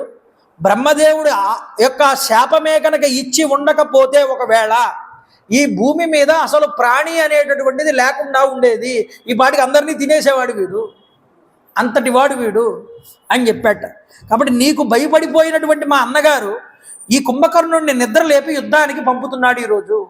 ఈ విషయాన్ని గుర్తుపెట్టుకో. ప్రాకారం నుంచి బయటికి వచ్చిందే తడవుగా ఆవురుమంటూ వానరులను వందలుగా వేలుగా ఆపకుండా తినేస్తాడు వీడు. కాబట్టి ప్రభో, వానరులందరూ చెట్టుకొకళ్ళు పుట్టకొకళ్ళు బెదిరిపోయి పరిగెట్టేస్తున్నారు వాడి యొక్క ఆకారాన్ని చూసి. అందుచేత త్వరగా మనం వెళ్ళి వాడు రాక్షసుడు కాదు, ఒక మరమనిషి అని, ఒక యంత్రము అని వాళ్ళందరికీ నచ్చజెప్పి తీసుకురావాలి యుద్ధానికి. వాడు రాక్షసుడు అంటే మాత్రం ఎవడో యుద్ధానికి రాడు అని చెప్పాడు. ఈ విషయం చెప్పగానే రామచంద్ర ప్రభు వారు విభీషణుడిని పిలిచి, విభీషణుడు చెప్తే సుగ్రీవుడిని పిలిచాట. సుగ్రీవుడిని పిలిచి, అయ్యా నలుడు నీలుడు మొదలైన సైన్యాధ్యక్షులందరూ ఇలా రండి అయ్యా, పిలిపించండి అంటే వాళ్ళందరూ వచ్చారు. వస్తే చెప్పారు, అందరూ కూడా ఆయుధాలు ధరించి సిద్ధంగా ఉండండి. గవయ, గవాక్ష, శరభ, హనుమ, అంగదుడు మొదలైన వాళ్ళందరూ కూడా మహాపర్వతం వంటి గిరిశిఖరాలు ఎత్తిపట్టుకున్నారట యుద్ధానికి రెడీగా. చూడండి, వానరులంతా కొండలు చెట్లు పెకలించి చేత్తో పట్టుకున్నారు. కుంభకర్ణుడు సరాసరి రావణాసురుడు కొలువు కూటానికి వెళ్ళాడు. పాపం ఈలోపు అంగదుడు వెళ్ళి పాపం అందరినీ బతిమాలి, ఒరే పారిపోకండి, అలాగా వాడు ఎవడో మరమనిషిటా, మీరేం కంగారు పడకండి, వాడు యంత్రం అది, రండి మీరందరూ యుద్ధానికి పర్లేదు, వాడు ఏం చేయడు మనల్ని అన్నాడు. వీళ్ళందరూ పాపం నిజమే అనుకుని వచ్చారు. వానరులందరూ కూడా వీళ్ళందరూ సిద్ధంగా ఉన్నారు, వాడు ఎప్పుడు బయటకు వస్తాడో ద్వారం తెరుచుకుని మనం వాడి మీదకి యుద్ధానికి వెళ్ళాలి అని. అయితే కుంభకర్ణుడు ఈ లోపు రావణాసురుడి దగ్గరికి వెళ్ళాడు. అన్నగారు తర కూర్చోరా అబ్బాయి అన్నాడు. వచ్చి సింహాసనం మీద కూర్చున్నాడు కుంభకర్ణుడు. చూడండి, నిన్ను నిద్ర లేపడానికి మెయిన్ కారణం ఏమిటి అంటే ఇది నాకు జరిగింది అని విషయం అంతా చెప్పాడు. నాకు జరిగిన పరాభవానికి నువ్వే ప్రతీకారం చెయ్యాలి, కాబట్టి నా కోసం రణరంగానికి వెళ్ళు. వెళ్ళడమే కాదు, దేవరాజును జయించినటువంటి నువ్వు ఈ వానరులు జయించడం పెద్ద విషయం ఏమీ కాదు. కాబట్టి నా పట్ల ఉన్నటువంటి ప్రేమ, ఆదరము, గౌరవము అన్నీ కూడా నువ్వు చూపించాల్సినటువంటి సమయం ఆసన్నమైంది. కాబట్టి ఇలాగా అభ్యర్థనగానే అడిగాడు రావణాసుడు, నువ్వు నాకు వెళ్ళి ఈ సహాయం చేయాలి. అప్పుడు కుంభకర్ణుడు ఒక మాట మాట్లాడాడు. చూడండి రాక్షసరాజా, మంత్రులతో నువ్వు మంత్రాంగం జరిపినటువంటి ఆ రోజునే నేను నీకు చెప్పాను, హితులను మన్నించక ఇంతవరకు నువ్వు తెచ్చుకున్నావు. నీకు మంచి చెప్పే వాళ్ళ మాటలను నువ్వు లెక్క చేయలేదు, లెక్క చేయకపోవడం వల్లే నీకు ఈ పరిస్థితి వచ్చింది ఈరోజు అని చెప్పాడు. కాబట్టి దుష్కర్మలు చేసినటువంటి వారికి పతనం అనేటటువంటిది తప్పదన్నయ్యా. ఎప్పుడైనా చెడ్డ పనులు చేసేవాడికి వాడికి జీవితంలో పతనం అనేటటువంటిది తప్పదు. అంతేకాదు,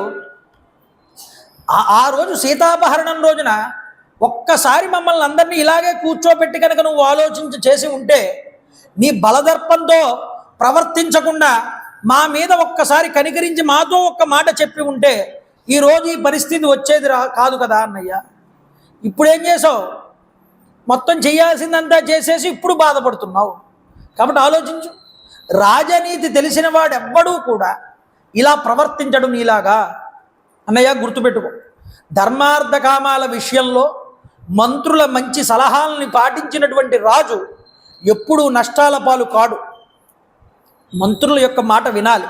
అంతేకాదు, మూర్ఖులు ప్రగల్భాలు పలికేటటువంటి వాటిని వాళ్ళు ఉంటారే, వాళ్ళని పక్కన పెట్టుకుని వాళ్ళు నీకేదో హితాన్ని చెప్తున్నారేమో అనుకుంటూ ఉన్నావు నువ్వు, కానీ వాళ్ళు నీకు హితాన్ని చెప్పట్లేదన్నయ్యా.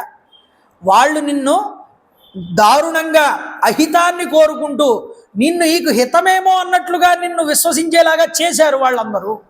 దానివల్ల అహంకారంతో నువ్వు ప్రవర్తించావు. ఇలా ప్రవర్తించడం వల్ల ఏమైంది? ఈరోజు కష్టాలన్నీ కూడా వచ్చి పడ్డాయి నీకు. అలాంటి రాజు తప్పకుండా కష్టాల పాలు కాక తప్పదు. కాబట్టి ఎప్పుడూ పొగిడేవాడిని పక్కన పెట్టుకోకూడదుట.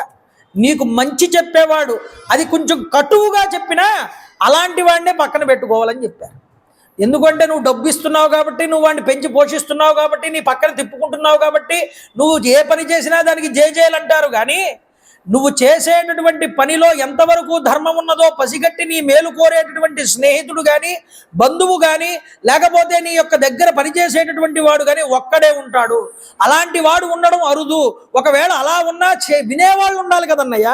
ఈరోజు నువ్వు వినకపోవడం వల్ల ఈ పరిస్థితి వచ్చి దాపురించింది. కాబట్టి అలా కనుక నువ్వు మంచి మాటలు వినలేని పక్షంలో కనుక ఉండిపోతే నీ మంచి కోరుకునేవారు నిన్ను విడిచిపెట్టి వెళ్ళిపోతారన్నయ్య. అందుకునే కదా విభీషణుడు వెళ్ళిపోయాడు. ఈరోజు గుర్తుపెట్టుకో అన్నయ్య, ఆనాడు సోదరుడు చెప్పినటువంటి విభీషణుడు ఏది చెప్పాడో అది నువ్వు చేయడం మంచిది. అంటే ఏమిటి? సీతను తీసుకువెళ్ళి రాముడికి అప్పగించేయి. వాడు మత్తులో ఉన్నా నిజం మాట్లాడాడు కుంభకర్ణుడు. కాబట్టి నాకు కూడా అదే అభిమతం అన్నాడు. నాకు కూడా నువ్వు అలా చేస్తేనే ఇష్టం, కాబట్టి ఆలోచించు, లేదంటే నీ ఇష్టం అన్నాడు. కుంభకర్ణుడి మాటలు వినగానే వీడికి విపరీతమైన కోపం వచ్చింది. వెంటనే వీడికి రుచించలేదు. వీడు అంటాడు కుంభకర్ణుడితో రావణాసురుడు, సుహృద్యో విపన్నార్థం దేనమభ్యపద్యతే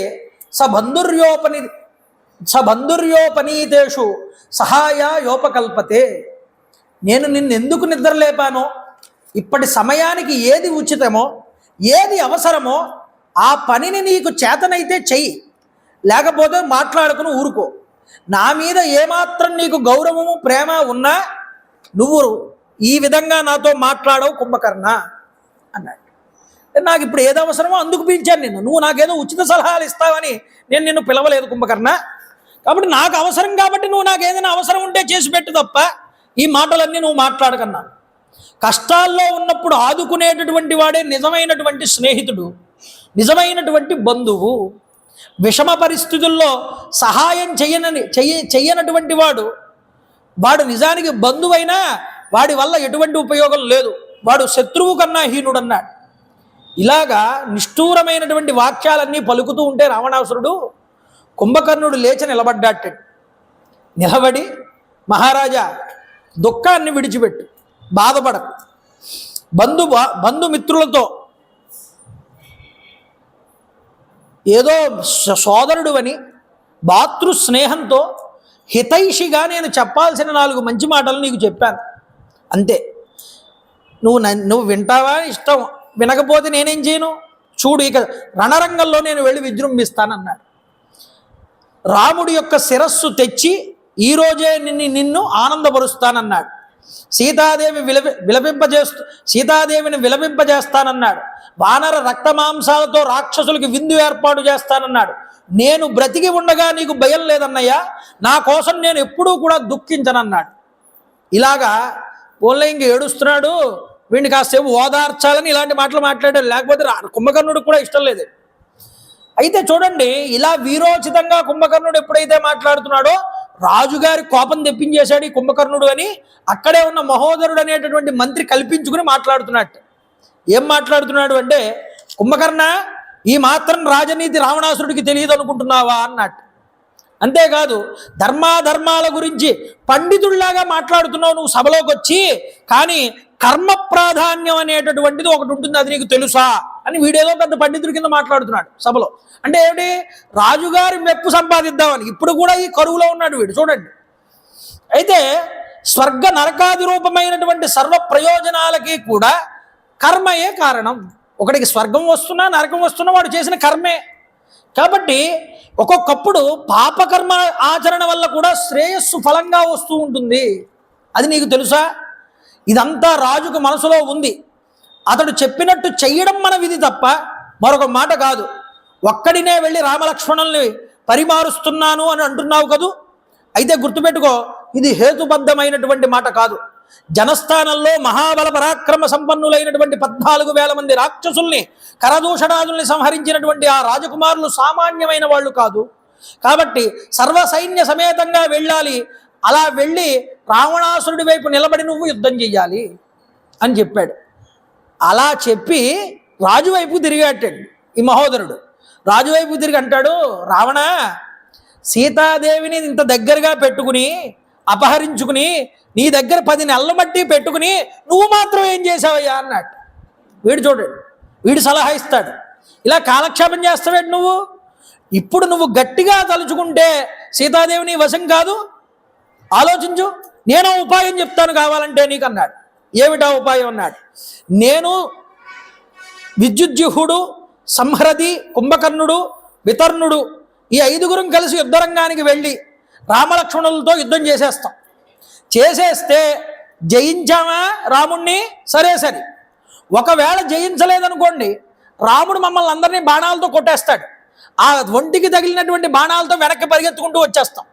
వచ్చేసి మేమందరం కూడా యుద్ధంలో రాముడిని జయించేశామని పెద్ద దండోరా అది వేయించేసి ఎదిగో కావాలంటే చూడండి రామనామాంకితమైన బాణాలు వీళ్ళ శరీరంలో గుచ్చుకుపోయాయి, పెద్ద యుద్ధం చేసి రాముడిని యుద్ధంలో ఓడించేశారు అని ఒక పెద్ద దండోరా వేసేసి మా అందరికీ సన్మానాలు చేసేసి మమ్మల్ని అందరినీ ఏనుగుల మీద కూర్చోబెట్టి ఊరేగించేస్తూ ఉంటే సీతాదేవి కోలాహలం ఏమిటా అని చూస్తే వాళ్ళందరూ వెళ్ళి చెప్తారు వీళ్ళందరూ కూడా రాముడిని జయించేశాడు అని సీతకి. అప్పుడు ఇక ఏం చెయ్యాలో తెలియదు సీతకి.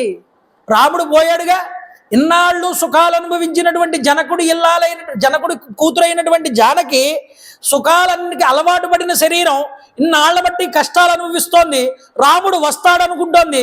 ఇక ఎలాగో రాముడు చచ్చిపోయాడని తెలిసిన తర్వాత నువ్వు జాగ్రత్తగా మణులు హారాలు ఇవన్నీ తీసుకుని పట్టు వస్త్రాలు తీసుకెళ్ళి లోపరుచుకోగానే ఇంకెలాగో రాముడు పోయాడు కదా, ఇంకా సుఖాలన్నీ అనుభవించచ్చులే, ఇంకా నన్ను చూసుకునే వాళ్ళు మాత్రం ఎవరున్నారు అనుకుని సీత నీ దగ్గరికి వచ్చేస్తుంది.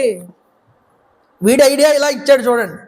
ఆల్రెడీ రావణాసురుడు మనసులో ఏమనుకుంటున్నాడంటే ఇవన్నీ అప్లై చేసేసాను రా, ఇప్పుడు నాకు చెప్పాల్సిందే ఉంది అనుకుంటున్నాడు. అంటే వాడి మాటలన్నీ అలా ఉంటాయి. అయితే చూడండి, సపుర సుఖ సమృద్ధా సుఖార దుఃఖకర్షిత. రావణాసురుడు యొక్క పరిస్థితి ఆలోచిస్తే నవ్వొస్తుందని కొన్ని సందర్భాల్లో. చూడండి, కుంభకర్ణుడు అన్నట్టండి, అన్నయ్య ఇలాంటి వాడి మాటలు పట్టుకునే నువ్వు ఇన్నాళ్ళు గడిపావా కాలం అని అడిగట్టండి. ఇలాంటి వాళ్ళ మాటలు పట్టుకుంటేనే ఇలాంటి పరిస్థితులు వస్తాయి అన్నయ్య. వీడి మాటలు చూసావా ఎలా ఉన్నాయో. మహావీరులు అనేటటువంటి వారు నీరు లేని మేఘాల్లాగా వృధా గర్జనలు పలకరు. ఈ వీళ్ళలాగా అర్థమైందా? ఈ మహోదరుడు అలాంటి వాడు. వీడిని వెనకాల పెట్టుకోవడం మానే ముందు నువ్వు అన్నట్టు చూడండి.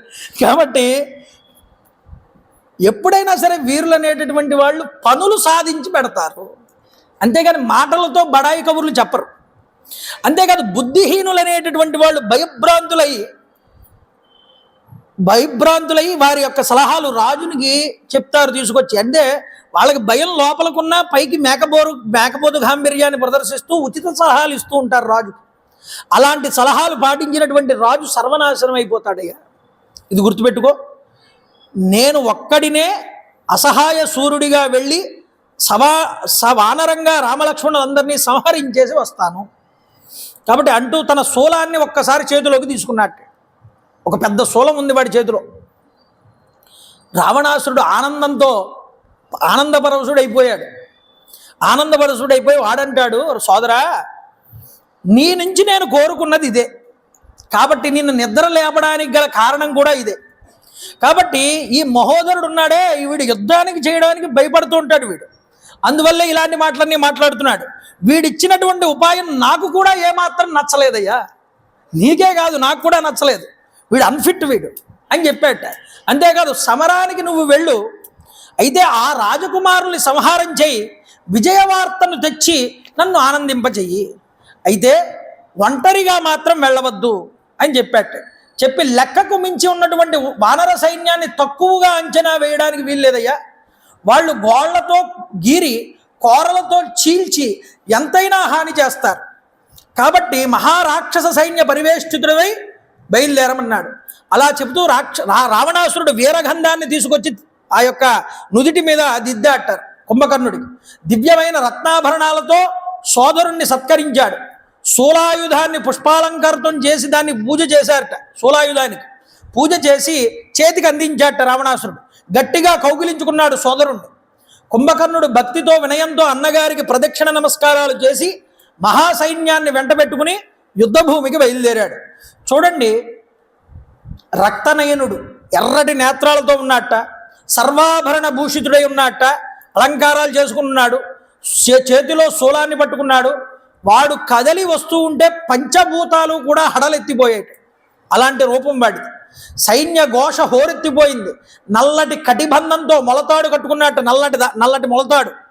అయితే వాసుకీబద్ధమైనటువంటి మేరు పర్వతంలాగా కనిపిస్తున్నాడు. అంటే వాసుకి అనే సర్పాన్ని కట్టుకున్నాడా నడానికి అన్నట్లుగా ఉన్నది. అది రావణాసురుడి యొక్క మనసు కుదుటపడింది. జయం నాదే, నా తమ్ముడు వెళ్ళి నాకు విజయాన్ని తీసుకొస్తాడని అనుకుంటున్నాడు రావణాసురుడు. అయితే గదలు, పరిగెలు, ముసలములు మొదలైన ఆయుధాలతో రాక్షసులందరూ కూడా కుంభకర్ణుడి వెనకాల నడిచారట. ఇప్పుడు చెప్తాడు వాల్మీకి మహర్షి ఈ కుంభకర్ణుడి హైట్ ఎంత ఉంది అని, వెడల్పు ఎంత ఉంది అని. కుంభకర్ణుడి యొక్క వెడల్పు 100 ధనస్సుల యొక్క వెడల్పుడి. వాడి పొడవు 600 ధనస్సుల పొడవుటి. ఒక ధనస్సు ఈజ్ ఈక్వల్ టు 108 అంగుళాలు. 108 అంగుళాలు అంటే 9 అడుగులు. అంటే ఒక ధనస్సు 9 అడుగులు అయితే 600 ఇంటూ 9 కుడితే 1645 మీటర్ల ఎత్తున్నాడు. అంటే 1 కిలోమీటర్ దాటి ఇంకో 1/2 కిలోమీటర్ ఎక్కువగా ఉన్నాడు, పైన ఉన్నాడు. అంత పొడవు ఉన్నాడు ఈ యొక్క రాక్షసుడు. వెడల్పు ఎంత ఉన్నాడండి అన్నారు. 330 మీటర్ల వెడల్పు ఉన్నాడండి అన్నారు. అంత పొడవు అంత వెడల్పుతో వాడు నడిచి వస్తుంటే ఒక యంత్రంలాగా కనిపించాడు అందరికీ, చూస్తున్న వాళ్ళకి. అయితే అందరూ కోట ప్రాకారాల లోపల నుంచి వెళ్తుంటే వీడు కోట ప్రాకారం పైనుంచి దాటి వెళ్ళాట యుద్ధభూమిలోకి. అలా ఉన్నాడు వీడు. అయితే ఈరోజు వానరులందరినీ కూడా తుదముట్టించేస్తానన్నాడు. ఎందుకు అంటే నిజానికి వాళ్ళు నాకంటూ అపకారం ఏమీ చేయలేదు, చెయ్యలేరు కూడా. కానీ నందనవనం లాంటి ఈ అశోకవనాన్ని భగ్నం చేశారు ఈ వానరులు. లంకాపట్టణాన్ని ముట్టడించారు. దీనికి అంతటికీ మూలమైనటువంటి రామలక్ష్మణుల్ని ముందు చంపేస్తే మొత్తం సైన్యం అంతా అదే చచ్చిపోతుంది అని ప్రోత్సహిస్తూ లంకా ప్రాకారాన్ని సమీపించాడు. ఎన్నో దుశ్శకునాలు కనిపించాయండి కుంభకర్ణుడికి. అయితే చూడండి, ఉల్కలు రాలిపడ్డాయి, నక్కలు ఘోరంగా అరిచాయి, గుంపుగా గ్రద్దలు వాలాయి. వీటిని లెక్క చేయకుండా ప్రాకారాన్ని లంఘించి బయటకు వచ్చాడు. వానర సైన్యాన్ని ఒక్కసారి చూశాడు. చూడండి, ముల్లోకాలు దద్దరిల్లేలాగా వికటాట్టహాసం చేశాడు. వీడి రూపాన్ని చూసి ఈ వికటాట్టహాసాన్ని విని వానరులందరూ ఒక్కడ ఆయుధాలన్నీ వదిలేసి అక్కడే రాళ్ళు చెట్లని భయంతో నిశ్చేష్టులై పరుగులు చేయడం మొదలుపెట్టారు. కొండకొకరుగా పారిపోయారట. మహావీరులైనటువంటి నలుడు, నీలుడు, గవాక్షుడు, కుముదుడు మొదలైనటువంటి సేనానాయకులు కూడా పరిగెత్తేశారట వాడి యొక్క తేజస్సుని చూసి. చూడండి, ఇలా సిగ్గు విడిచి పారిపోతూ ఉంటే అంగదుడు వీళ్ళందరినీ అడ్డుకున్నట్టు. అడ్డుకుని వాళ్ళందరికీ కూడా ధైర్యవచనాలన్నీ కూడా చెప్పాడు. చెప్పి, ఎరా యుద్ధానికి రాబోయే ముందు మీరంతా కూడా ఎన్నెన్ని ప్రతిజ్ఞలు చేశారు, మామూలు ప్రతిజ్ఞలు చేశారా? ఒక్కొక్కడు నేను ఒక్కడిని చాలు రావణాసురుని సంహారం చేయడానికి అన్నారా? ఈరోజు అన్ని మాటలు ఏమైపోయాయి మీలో అని అడిగాడు అందరినీ కూడా. అంతేకాదు, ఏవయ్యా పిరికి పందల్లాగా పారిపోవడానికి మీకు సిగ్గు లేదా? ధీరులుగా ప్రవర్తించండి, వీరులుగా వచ్చి యుద్ధం చేయండి, శూరులుగా పోరాడండి, పిరికితనాన్ని విడిచిపెట్టండి. సహజంగా వచ్చినటువంటి చావు కన్నా రణరంగంలో వచ్చినటువంటి చావు చాలా గొప్పది. అది బ్రహ్మలోక ప్రాప్తికి సోపానమైనటువంటిది. శత్రువునే ఒకవేళ సంహరించామా శాశ్వతమైనటువంటి కీర్తి వచ్చి పడుతుంది. కాబట్టి ఈ కుంభకర్ణుడు రాముని కంటబడేంత వరకు మాత్రమే వీడు బ్రతికి ఉండడం అనేటటువంటిది సంభవం. ఒకవేళ రాముడి కంట ముందు వచ్చాడా, ఆయన ముందు యుద్ధానికి వచ్చాడా, వీడు ఇంకా నిలబడాడు. అగ్నికి ఎదురు వెళ్ళి మిడత ఎలా మాడిపోతుందో అలా వీడు మాడిపోతాడయ్యా. ఇలా నచ్చ చెప్పుకుని అందరినీ బతిమాలుకుని మళ్ళీ అందరినీ దగ్గరికి పోగు చేసుకున్నట్టండి అంగదుడు. పోగు చేసుకుంటే అయినా చాలామంది భయపడుతూనే ఉన్నారట మనసులో వాడిని చూసి. అంగద, కుంభకర్ణుడితో యుద్ధం రుచి చూసాం ఆల్రెడీ. వాడు వస్తూనే ఉంటూనే వాడు చాలామందిని వస్తూనే చాలామంది నోట్లో పాడేసుకున్నట్టు కొంతమంది. ఆ రుచి చూసాం. మనం విజయం పొందలేమయ్యా వీడితో యుద్ధం చేసి. యుద్ధానికి ఇది స్థానము కాదు, కాలము కాదు, ఎవడి ప్రాణాలు వాడికి తీపి కదా, మేము పారిపోతున్నాం అని కొంతమంది పారిపోతున్నారట. ఇలా డీలా పడిపోయిన వానరులందరినీ బతిమాలుకుని మళ్ళీ బామాలి పౌరుషం రేకెత్తించి వాళ్ళందరిలో ఎట్టకేళ్ళకి మళ్ళీ అంగదుడు కృతకృత్యుడై వీళ్ళందరినీ యుద్ధానికి తీసుకొచ్చాడు. ఉత్సాహంతో కుంభకర్ణుడి మీదకి లెంఘించారట వీళ్ళందరూ కూడా. చెక్కు చెదరకుండా నిలబడి వందలు వేలుగా వానరులు పిడికిళ్లలో బిగించి వాళ్ళందరినీ ఇలా చేతిలోకి తీసుకుని తినేస్తున్నట్ట ఈ కుంభకర్ణుడు. చూడండి, గుప్పిళ్లలో నుంచి ఇలా పట్టుకుని తీసుకుంటూ ఉంటే ఈ గుప్పిళ్ళు వేళ మధ్యలోంచి జారిపోతున్నారట వానరులందరూ కూడా. అలా సరే వాడి కళేబరం మీదకి దూకి కిందకి జారుతున్నారట కొంతమంది పైనుంచి కిందకు పడి శరీరాన్ని విడిచిపెట్టేస్తున్నారట. గరుత్మంతుడు సర్ప శిశువుల్ని తింటున్నట్లుగా ముక్కుతో పొడుచుకుని అలాగా గుప్పిళ్లలోకి తీసుకుని వీళ్ళందరినీ నోట్లో పాడేసుకుంటున్నాడు. ఎలాగా 10 మందిని 18 మందిని 20 మందిని ఒకేసారి నోట్లో పాడేసుకుంటున్నాడు. అలా పాడేసుకుంటూ భక్షించేస్తున్నాడు. ఇలా ఉండగా ఆంజనేయ స్వామి వారు యుద్ధానికి వచ్చారట. వానరులందరినీ ఇబ్బంది పెడుతున్నాడు వీడు అని ఒక పర్వతాన్ని చేత్తో పట్టుకుని వచ్చారు. కుంభకర్ణుడి నెత్తి మీద విసిరాట స్వామి హనుమ తీసుకొచ్చి. అయితే వాడు దాన్ని తన చేతిలో ఉన్నటువంటి శూలంతో ఆ పర్వతాన్ని 2 ముక్కల కింద విరగొట్టాట. తరువాత పట్టరానటువంటి కోపంతో హనుమ మీదకి విజృంభించి వచ్చారట ఈ యొక్క కుంభకర్ణుడి మీదకి. వస్తున్నటువంటి హనుమ యొక్క వక్షస్థలంలో ఈ శూలంతో పొడిచాట. పొడవగానే ఆంజనేయ స్వామి వారు అంతటి ఆయన నెత్తురు కొక్కుకుంటూ ఒక్కసారి యుద్ధరంగంలో బాధతో గట్టిగా అరిచారట స్వామి హనుమంతటి ఆయన. చూడండి, హనుమంతటి వాడు అలా అరవడంతో వానర సైన్యం బెదిరిపోయింది. ఒక్కసారి నీలుడు సైన్యానికి ధైర్యం ప్రబోధిస్తూ మరో పర్వతాన్ని తీసుకొచ్చి విసిరాట. కుంభకర్ణుడు దాని చేత్తోనే విరగొట్టాట ముష్టిఘాతంతో.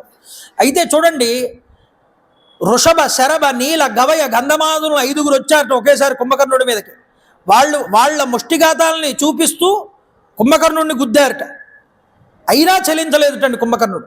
వృషభుణ్ణి చెంకలో పెట్టుకుని చిక్కించుకుని నెత్తురు కక్కేలాగా నొక్కేట గట్టిగా దగ్గరికి. మరో పిడిగుద్దుతో శరభుణ్ణి కొట్టాట. మోకాలి పోట్లతో నీలుణ్ణి కొట్టాట. హస్తతల ప్రహారంతో గవాక్షుణ్ణి అరచేత్తో కొట్టి ఇబ్బంది పెట్టాట. పాదాలతో గంధమాదుని తొక్కి పీడించాట. ఇలా ఈ వానరులందరినీ కూడా ఇబ్బంది పెడుతున్నాడు. ఆ దెబ్బలకి వాళ్ళ 5గురు కూడా నెత్తురువాంతులు చేసుకుంటూ మూర్చబోయారు. ఇలా ఉండగా వానర సైనికులందరూ కోపావేశంతో గుంపుగా వాడి మీదకి పడి కోరలతో గోళ్లతో వాడిని చిత్రహింసలు చేశారు. తన్నారు, పొడిచారు, కరిచారు, గుద్దులు గుద్దారు. కానీ కుంభకర్ణుడికి చీమ కుట్టినట్లు కూడా అనిపించలేదు. అలాంటి యుద్ధం చేశారు వాళ్ళు. అయినా సరే వాడేమీ చెలించలేదుట. అందరినీ ఒకేసారి పిడికిట్లో పట్టుకుని పాతాళ గృహ వంటి వాడి నోట్లోకి ఒక్కసారి పాడేసుకున్నట్టు. పాడేసుకోగానే నేర్పరులైనటువంటి వానరులు ఏం చేశారంటే వాడి ముక్కుల్లోంచి చెవుల్లోంచి బయటకు వచ్చేసారట చాలామంది. అంతటి గృహల్లా ఉన్నాయి వాడి యొక్క ముక్కు చెవులు అన్నీ కూడా. చూడండి, అయితే ఈ విధంగా వానర మహానాయకులందరూ కూడా దిక్కు తోచక వాడితో యుద్ధం చేయలేక రామచంద్ర ప్రభు వారి దగ్గరికి శరణం వేడారు. అప్పుడు అంగదుడు విజృంభించాటండి. చూడండి, అంగదుడు చేసే యుద్ధం ఎంత గొప్పగా ఉంటుందో కుంభకర్ణుడితో. పర్వతాన్ని ఒకదాన్ని పెకిలించాట. దాన్ని తీసుకొచ్చి కుంభకర్ణుడి మీద విసిరాట. అయితే కుంభకర్ణుడు దాని నుండి తప్పించుకున్నట్ట. తప్పించుకుని శూలాన్ని విసిరాట అంగదుడి మీదకి. విసిరితే అంగదుడు దాని నుంచి తప్పించుకున్నాడు. తప్పించుకుని ఒక పిడికిలి గుద్దు తీసుకువచ్చి వాడి వక్షస్థలం మీద గుద్దాట, కుంభకర్ణుడి యొక్క వక్షస్థలం మీద. అయితే అంగదుడి యొక్క పిడికిలి దెబ్బ ఎంత గొప్పదో చూడండి. అంతటి కుంభకర్ణుడికి కళ్ళు తిరిగాట ఆ దెబ్బ తగిలేటప్పటికి. అంత దెబ్బ కొట్టాడు. అయితే ఒక్కసారి తెప్పరిల్లి ఎడంచేత్తో ఒక్క పిడిగుద్దు గుద్దాటండి ఆ అంగదుడిని. కొట్టగానే అంగదుడు మూర్చపోయాడు. అంగదుడు ఎప్పుడైతే మూర్చపోయాడో సుగ్రీవుడు రంగంలోకి దిగాడు. సుగ్రీవుడు రంగంలోకి దిగి, ఒరే రాక్షసాదమ, సామాన్యులమైనటువంటి కపీశ్వరులతో యుద్ధం చేసి అందరినీ భక్షించడం కాదు, గర్వంతో విర్రవీగకు, ఇదిగో నా పిడిగుర్దుచుతో నిన్ను ఇప్పుడు మట్టు పెడతానని గట్టిగా వచ్చి గుద్దేటండు సుగ్రీవుడు. అయినా వాడికి ఏమీ కాలేదుట. అయితే అబ్బా అని కూడా అనలేదుట వాడు. అయితే సుగ్రీవుడు ఆశ్చర్యపోయి ఒక పర్వతాన్ని తీసుకొచ్చి విసిరాట. వాడిని వాడు పొడి చేసేసాట. కుంభకర్ణుడు, ఒరే సుగ్రీవ, నువ్వు ప్రజాపతికి మనవుడివి, వృక్షరజస్సు యొక్క కొడుకువి, ఇదిగో కాసుకో అంటూ శూలాన్ని విసిరాట ఆ యొక్క సుగ్రీవుడి మీద. సుగ్రీవుడి మీద అది పడేలోగా స్వామి హనుమ ఎగిరి వెళ్ళి ఆ శూలాన్ని మధ్యలోనే పట్టుకుని 2 ముక్కల కింద విరిచేశారట. అలా హనుమ విరవగానే అందరి వానరులు కూడా జయ జయధ్వానాలు చేశారట హనుమ కోసం. విజయోత్సాహం ఒక్కసారి పెళ్ళుబికింది అందరిలో కూడా. శూలాయుధం భగ్నం కావడంతో రాక్షసుడు ఒక పర్వత శిఖరాన్ని విరిచి సుగ్రీవుడి మీదకి విసిరాటాడు. అది బలంగా తగిలింది సుగ్రీవుడికి. మూర్ఛిల్లిపోయి పడిపోయాడు. మూర్ఛిల్లి పడిపోతే ఆ సుగ్రీవుడిని తీసుకుని భుజం మీద వేసుకుని లంకలోకి వెళ్ళిపోతున్నాడు కుంభకర్ణుడు. వెళ్ళిపోతూ ఉంటే స్వామి హనుమ ఇంకా వీడిని ఉపేక్షించకూడదు, నా రూపాన్ని పెంచుతామని స్వామి హనుమ తన రూపాన్ని పెంచడానికి సన్నద్ధుడవుతూ ఆలోచించాడు. ఇప్పుడు కనుక నేను వెళ్ళి కుంభకర్ణుడిని నిర్జించి సుగ్రీవుణ్ణి కనుక కాపాడితే సుగ్రీవుడు దాన్ని అవమానంగా భావించవచ్చు. తనని తాను నేను రక్షించుకోగలను, నువ్వెందుకు వచ్చి కాపాడావు నన్ను అనొచ్చు. కాబట్టి సుగ్రీవుడు ఇంకా ప్రాణాలు కోల్పోలేదు, స్పృహ మాత్రమే కోల్పోయాడు. కాబట్టి ఏం చేస్తాడో చూద్దామని కాస్త వేచి ఉన్నాడు స్వామి హనుమ. అయితే సుగ్రీవుడు ఆ లంకలోకి వెళ్ళిపోతూ ఉండగా చల్లటి గాలులు వచ్చి తగిలాయి సుగ్రీవుడికి. వాడికి స్పృహ వచ్చింది. స్పృహ రాగానే ఓహో వీడు నన్ను లంకలోకి తీసుకుపోతున్నాడు అనుకుని సుగ్రీవుడు వెంటనే లేచి ఆ కుంభకర్ణుడి యొక్క చెవులు, ముక్కు ఇవన్నీ కూడా నోటితో కరిచేశాడు. ఎప్పుడైతే కరిచేశాడో వాడి యొక్క చెవుల నుంచి, ముక్కు నుంచి రక్తం దారల కింద కట్టింది. చూడండి, మొత్తం ఒళ్ళంతా రక్తం అయిపోయింది వాడికి, ఆ కుంభకర్ణుడికి అంతటి రక్తం వచ్చింది. అయితే చూడండి, కుంభకర్ణుడు వీడిని వెంటనే సుగ్రీవుని ఇలా చేతిలోకి తీసుకుని నేల మీద పాడేశాడు. నేల మీద పాడేసి ఒక్కసారి తన కాలితో తొక్కి పెట్టాటండి ఎవరిని? సుగ్రీవుణ్ణి. ఎప్పుడైతే తొక్కి పెట్టాడో ఈ రాక్షసులందరూ కూడా చుట్టుముట్టి గుద్దడం మొదలుపెట్టారు, ఈ యొక్క సుగ్రీవుణ్ణి కొట్టడం మొదలుపెట్టారు. ఇలా కొడుతూ ఉండగా ఇంకా ఆలోచన చేయకూడదు, ఇంకా ఇబ్బంది కలుగుతోందని సుగ్రీవుడు వెంటనే శరీరాన్ని ఒక్కసారి తక్కువ చేసుకుని ఆకాశంలోకి ఎగిరాడు. మళ్ళీ శరీరాన్ని బృహద్రూపంలోకి తెచ్చుకుని ఒక్క క్షణంలో రామచంద్ర ప్రభు వారి సన్నిధానానికి చేరుకున్నాడు. చేరుకోగానే కపి సైన్యం అంతా ఆనందాన్ని పొందిందిట. ముక్కు చెవులు కోల్పోయినటువంటి కుంభకర్ణుడు నెత్తురు ముద్దలాగా వారిపోయాడు, ఒళ్ళంతా రక్తమే. చూడండి, అంతటి నల్లనైనటువంటి మహా శరీరంతో ఎర్రటి రక్తం మీద పడుతూ ఉండగా సంధ్యామేఘంతో కప్పుకుని ఉన్నటువంటి నీలాచల పర్వతం ఎలా ఉంటుందో అలా ఉన్నట్ట ఆ కుంభకర్ణుడు. అయితే అవమాన భారంతో కసి పెరిగిపోయింది. నన్ను ముక్కు చెవులు కత్తిరించేస్తాడా వీడు నోటితో అని మళ్ళీ వెనక్కి తిరిగి రణరంగంలోకి వచ్చాట కుంభకర్ణుడు. వస్తూ ఉంటే శూలాయుధం విరిగిపోవడం చేత ఏం చెయ్యాలో తెలియక నిరాయుధుడిగా వెళ్ళడం వల్ల ప్రమాదం వస్తుందేమోనని ముద్గరం అనేటటువంటి ఆయుధాన్ని చేతిలోకి తీసుకున్నట్టు. వస్తూనే 1000 రెట్ల క్రోధంతో వానరులందరినీ తుక్కు కింద కొట్టేస్తున్నాడు, అటు ఇటు కూడా కొట్టేస్తూ ఉండగా 1, 2, 3 ఇలా వానరులందరినీ కూడా లెక్కకు మించి చేత్తో పట్టుకుని నోట్లో వేసేసుకోవడం మొదలుపెట్టాడు. ఇలా పిచ్చివాడి కింద చేస్తున్నట్టు యుద్ధం ఏం చేస్తున్నాడు వాడికే తెలియట్లేదు. ఒక్కొక్కసారి రాక్షసులను కూడా చేత్తో పట్టుకుని నోట్లో మింగేస్తున్నట్టు. వానరులను కూడా వానరులా రాక్షసులా అని కూడా చూడట్లేదుట. ఎందుకని ఈ బాధ, ముక్కు కరిచేసిన బాధ అంతా కూడా వాడికి ఇంక మతిస్థిమితం పోయేలా చేసింది. అలాంటివి పిచ్చి యుద్ధాన్ని అంతటినీ మొదలుపెట్టాడు. బొంగరల్లాగా గిరగిర తిరిగిపోతున్నట్ట, చేతికి అందిన వాళ్ళందరినీ పట్టుకుంటున్నట్ట, నోట్లో వేసేసుకుంటున్నట్ట. అప్పుడు లక్ష్మణస్వామి వారు వాడి అయినటువంటి బాణంతో కుంభకర్ణుడి యొక్క గుండెల్లో కొట్టాడు. కొట్టగానే ఆ దెబ్బకు వాడి నోటి నుండి ప్రళయాగ్ని, జ్వాల, మాలిక, కీలికలన్నీ బయటకు వచ్చాయి. బయటికి రాగానే భయంకరంగా అరుస్తూ మందర పర్వతంలాగా తిరుగుతూ కాళ్లతో చేతులతో రాక్షసుల్ని తొక్కడం ప్రారంభం చేశాడు. తొక్కేస్తున్నట్టు ఇంక ఎక్కడ పడితే అక్కడ వాళ్ళు. అయితే చూడండి, ఈలోపు లక్ష్మణస్వామి వారు అన్నారట, మీరందరూ వాడి శరీరం మీదకి ఎక్కి వాడిని బాగా హింసించండి అని వానరుల్ని ప్రేరేపించాడు లక్ష్మణస్వామి. వానరులందరూ అదును చూసుకుని వాడి శరీరం మీదకి ఎక్కేశారు, ఎక్కేసి వాడిని గుద్దడం, నరకడం, గోళ్లతో గీరడం మొదలైన పనులన్నీ చేస్తున్నారు. వాళ్ళందరినీ లెక్క చేయకుండా ఒక్కసారి గిరగిరా తిరిగాట. ఒక్కసారి కుంభకర్ణుడు తిరగగానే వీళ్ళందరూ ఆ చెట్టుకి పుట్టకి ఎగిరిపోయారు ఆకాశంలోకి, వానరులందరూ కూడా. ఇలా ఎగిరిపోతూ చూడండి గీంకరించాట, గిర్రున తిరిగాట. వానరులందరూ ఎప్పుడైతే ఎగిరిపోయారో అప్పుడు రామచంద్ర ప్రభు వారు ఈ దుష్టుణ్ణి ఇంకా వదలకూడదు అనుకున్నారటండి. అనుకుని క్రోధతామ్రాక్షుడై, ఒరే రాక్షసుడా, ఇదిగో ఇంద్ర సమాన ప్రతాపవంతుడైనటువంటి రఘురాముడు ఇక్కడ ఉన్నాడు, రా నా ఎదురుగుండా వచ్చి యుద్ధం చేయన్నారు రామచంద్ర ప్రభు వారు. అయితే ఇటు రా అని ఎప్పుడైతే రామచంద్ర ప్రభు వారు ఆహ్వానించారో, ఓహో నువ్వే నా రాముడివి అన్నట్ట ఈ కుంభకర్ణుడు. కాబట్టి కాసుకో, నువ్వు చంపడానికి నేను విరాధుణ్ణి కాదు, కబంధుణ్ణి కాదు, కరుణ్ణి కాదు, వాలిని కాదు, మారీచుణ్ణి అస్సలు కాదు, నేను కుంభకర్ణుణ్ణి. నా గదా ప్రహారాన్ని నువ్వు రుచి చూద్దువుగానన్నట్ట. ముక్కు చెవులు లేనివాణ్ణని, రక్తసిక్తుండని నువ్వు నన్ను చూసి జాలి పడక్కర్లేదన్నట్ట. నాకు కొంచెం కూడా బాధగా లేదు దీనివల్ల. ఓ రామ, ముందుగా నీ బలాన్ని కొంచెం నాకు చూపించు, నీ పౌరుషం ఏమిటో నాకు చూపించు, ఆ తర్వాత నేను నిన్ను భక్షిస్తానన్నట్ట. ఇలా మాట్లాడుతూ రామచంద్ర ప్రభు వారి మీదకి వస్తున్నాడు. రామచంద్ర ప్రభు వారు కిష్కిందలో సప్తతాళ వృక్షాలని భేదించినప్పుడు ఉపయోగించిన బాణాన్ని, వాలిని సంహారం చేసినప్పుడు ఉపయోగించిన బాణాన్ని, ఆ బాణాన్ని తీసి ఎక్కుపెట్టి విధులు పెట్టారట. విధులు పెడితే ఆ శరం వెళ్ళి వాడికి గుచ్చుకున్నా వాడికి ఏమీ కాలేదుట, వ్యర్థమైపోయింది. ఆశ్చర్యపోయాడు రాముడు అంతటి వాడు, వాలి అంతటి వాడిని చంపాను ఈ బాణంతో, వీడికి ఏమీ అవలేదు ఏమిటని. అప్పుడు ఇంతలో కుంభకర్ణుడు ముద్గరం అనేటటువంటి ఆయుధాన్ని చేతితో పట్టుకుని వానరులందరినీ కూడా తురుముకుంటూ అక్కడి నుంచి వస్తున్నాడు రామచంద్ర ప్రభు మీదకి. అలా వస్తున్నటువంటి వాడి మీదకి వాయువ్యాస్త్రాన్ని తీసుకున్నారు రామచంద్ర ప్రభు వారు. ఆ వాయువ్యాస్త్రాన్ని ప్రయోగించి వాడి యొక్క కుడి భుజాన్ని తగ్గొట్టారు. కుడి భుజం తరిగేసింది వెళ్ళి ఆ యొక్క బాణం. అయినా లెక్క చేయలేదు. ఇంకొచ్చి ఎడం చేయి ఉందిగా, ఎడం చేత్తో పట్టుకున్నాడు ఆయుధాన్ని, పరిగెత్తుకుంటూ వస్తున్నాడు.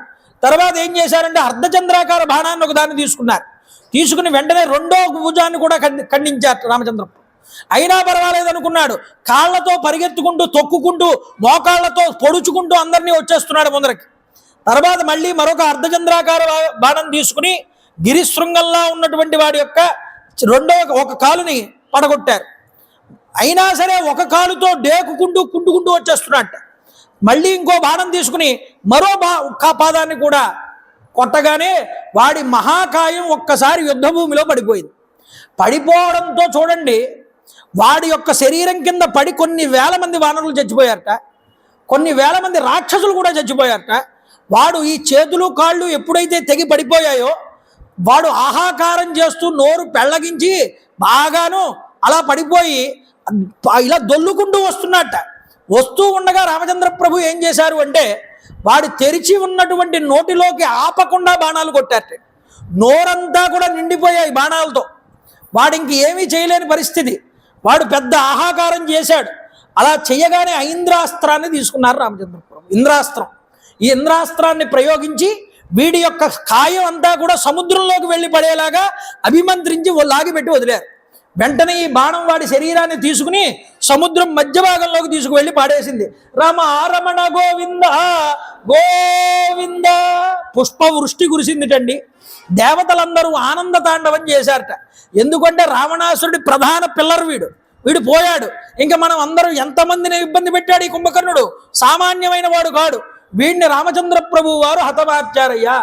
ఆనంద చికితులై వాళ్ళందరూ ఇంకా సంబరాలు చేసుకుంటూ ఉండగా కుంభకర్ణుడు నిహతుడయ్యాడు అన్నటువంటి వార్త దావానలల్లా వ్యాపించి రావణాసురుడి దాకా చేరింది. వాడేం చేస్తాడు పాపం, ఇంకా ఏమి చెయ్యాలో పాలుపోలేనటువంటి స్థితిలో ఉన్నాడు. అలాంటి స్థితి దగ్గర కుంభకర్ణుడి యొక్క కుంభకర్ణుడి యొక్క శరీరాన్ని విడిచిపెట్టాడన్న దగ్గర విడిచిపెట్టి ఆప్ చేసి ఈరోజు ఈ యొక్క ప్రవచనాన్ని రేపు మిగతా విషయాన్ని చెప్పుకునేటటువంటి ప్రయత్నం చేద్దాం. ఇక 2 రోజులే ఉన్నది ప్రవచనం. రేపు ఎల్లుండ, అవతలెల్లుండ కళ్యాణం జరుగుతుంది. కాబట్టి ఎవరైతే రామనామ పుస్తకాలు రాసిన వాళ్ళు ఉన్నారో వాళ్ళందరూ పుస్తకాలు యథోచితంగా మీకు కుదిరితే ఈ లోపే అందజేయండి. లేకపోతే 26 సాయంత్రం ఆదివారం సాయంత్రం ప్రవచన వేదిక దగ్గర అందరూ కూడా అందజేయండి. కాబట్టి నేను చెప్తాను, మీరందరూ కూడా చెప్పేటటువంటి ప్రయత్నం చేయండి. శ్రీరామ జయ రామ జయ జయ రామ,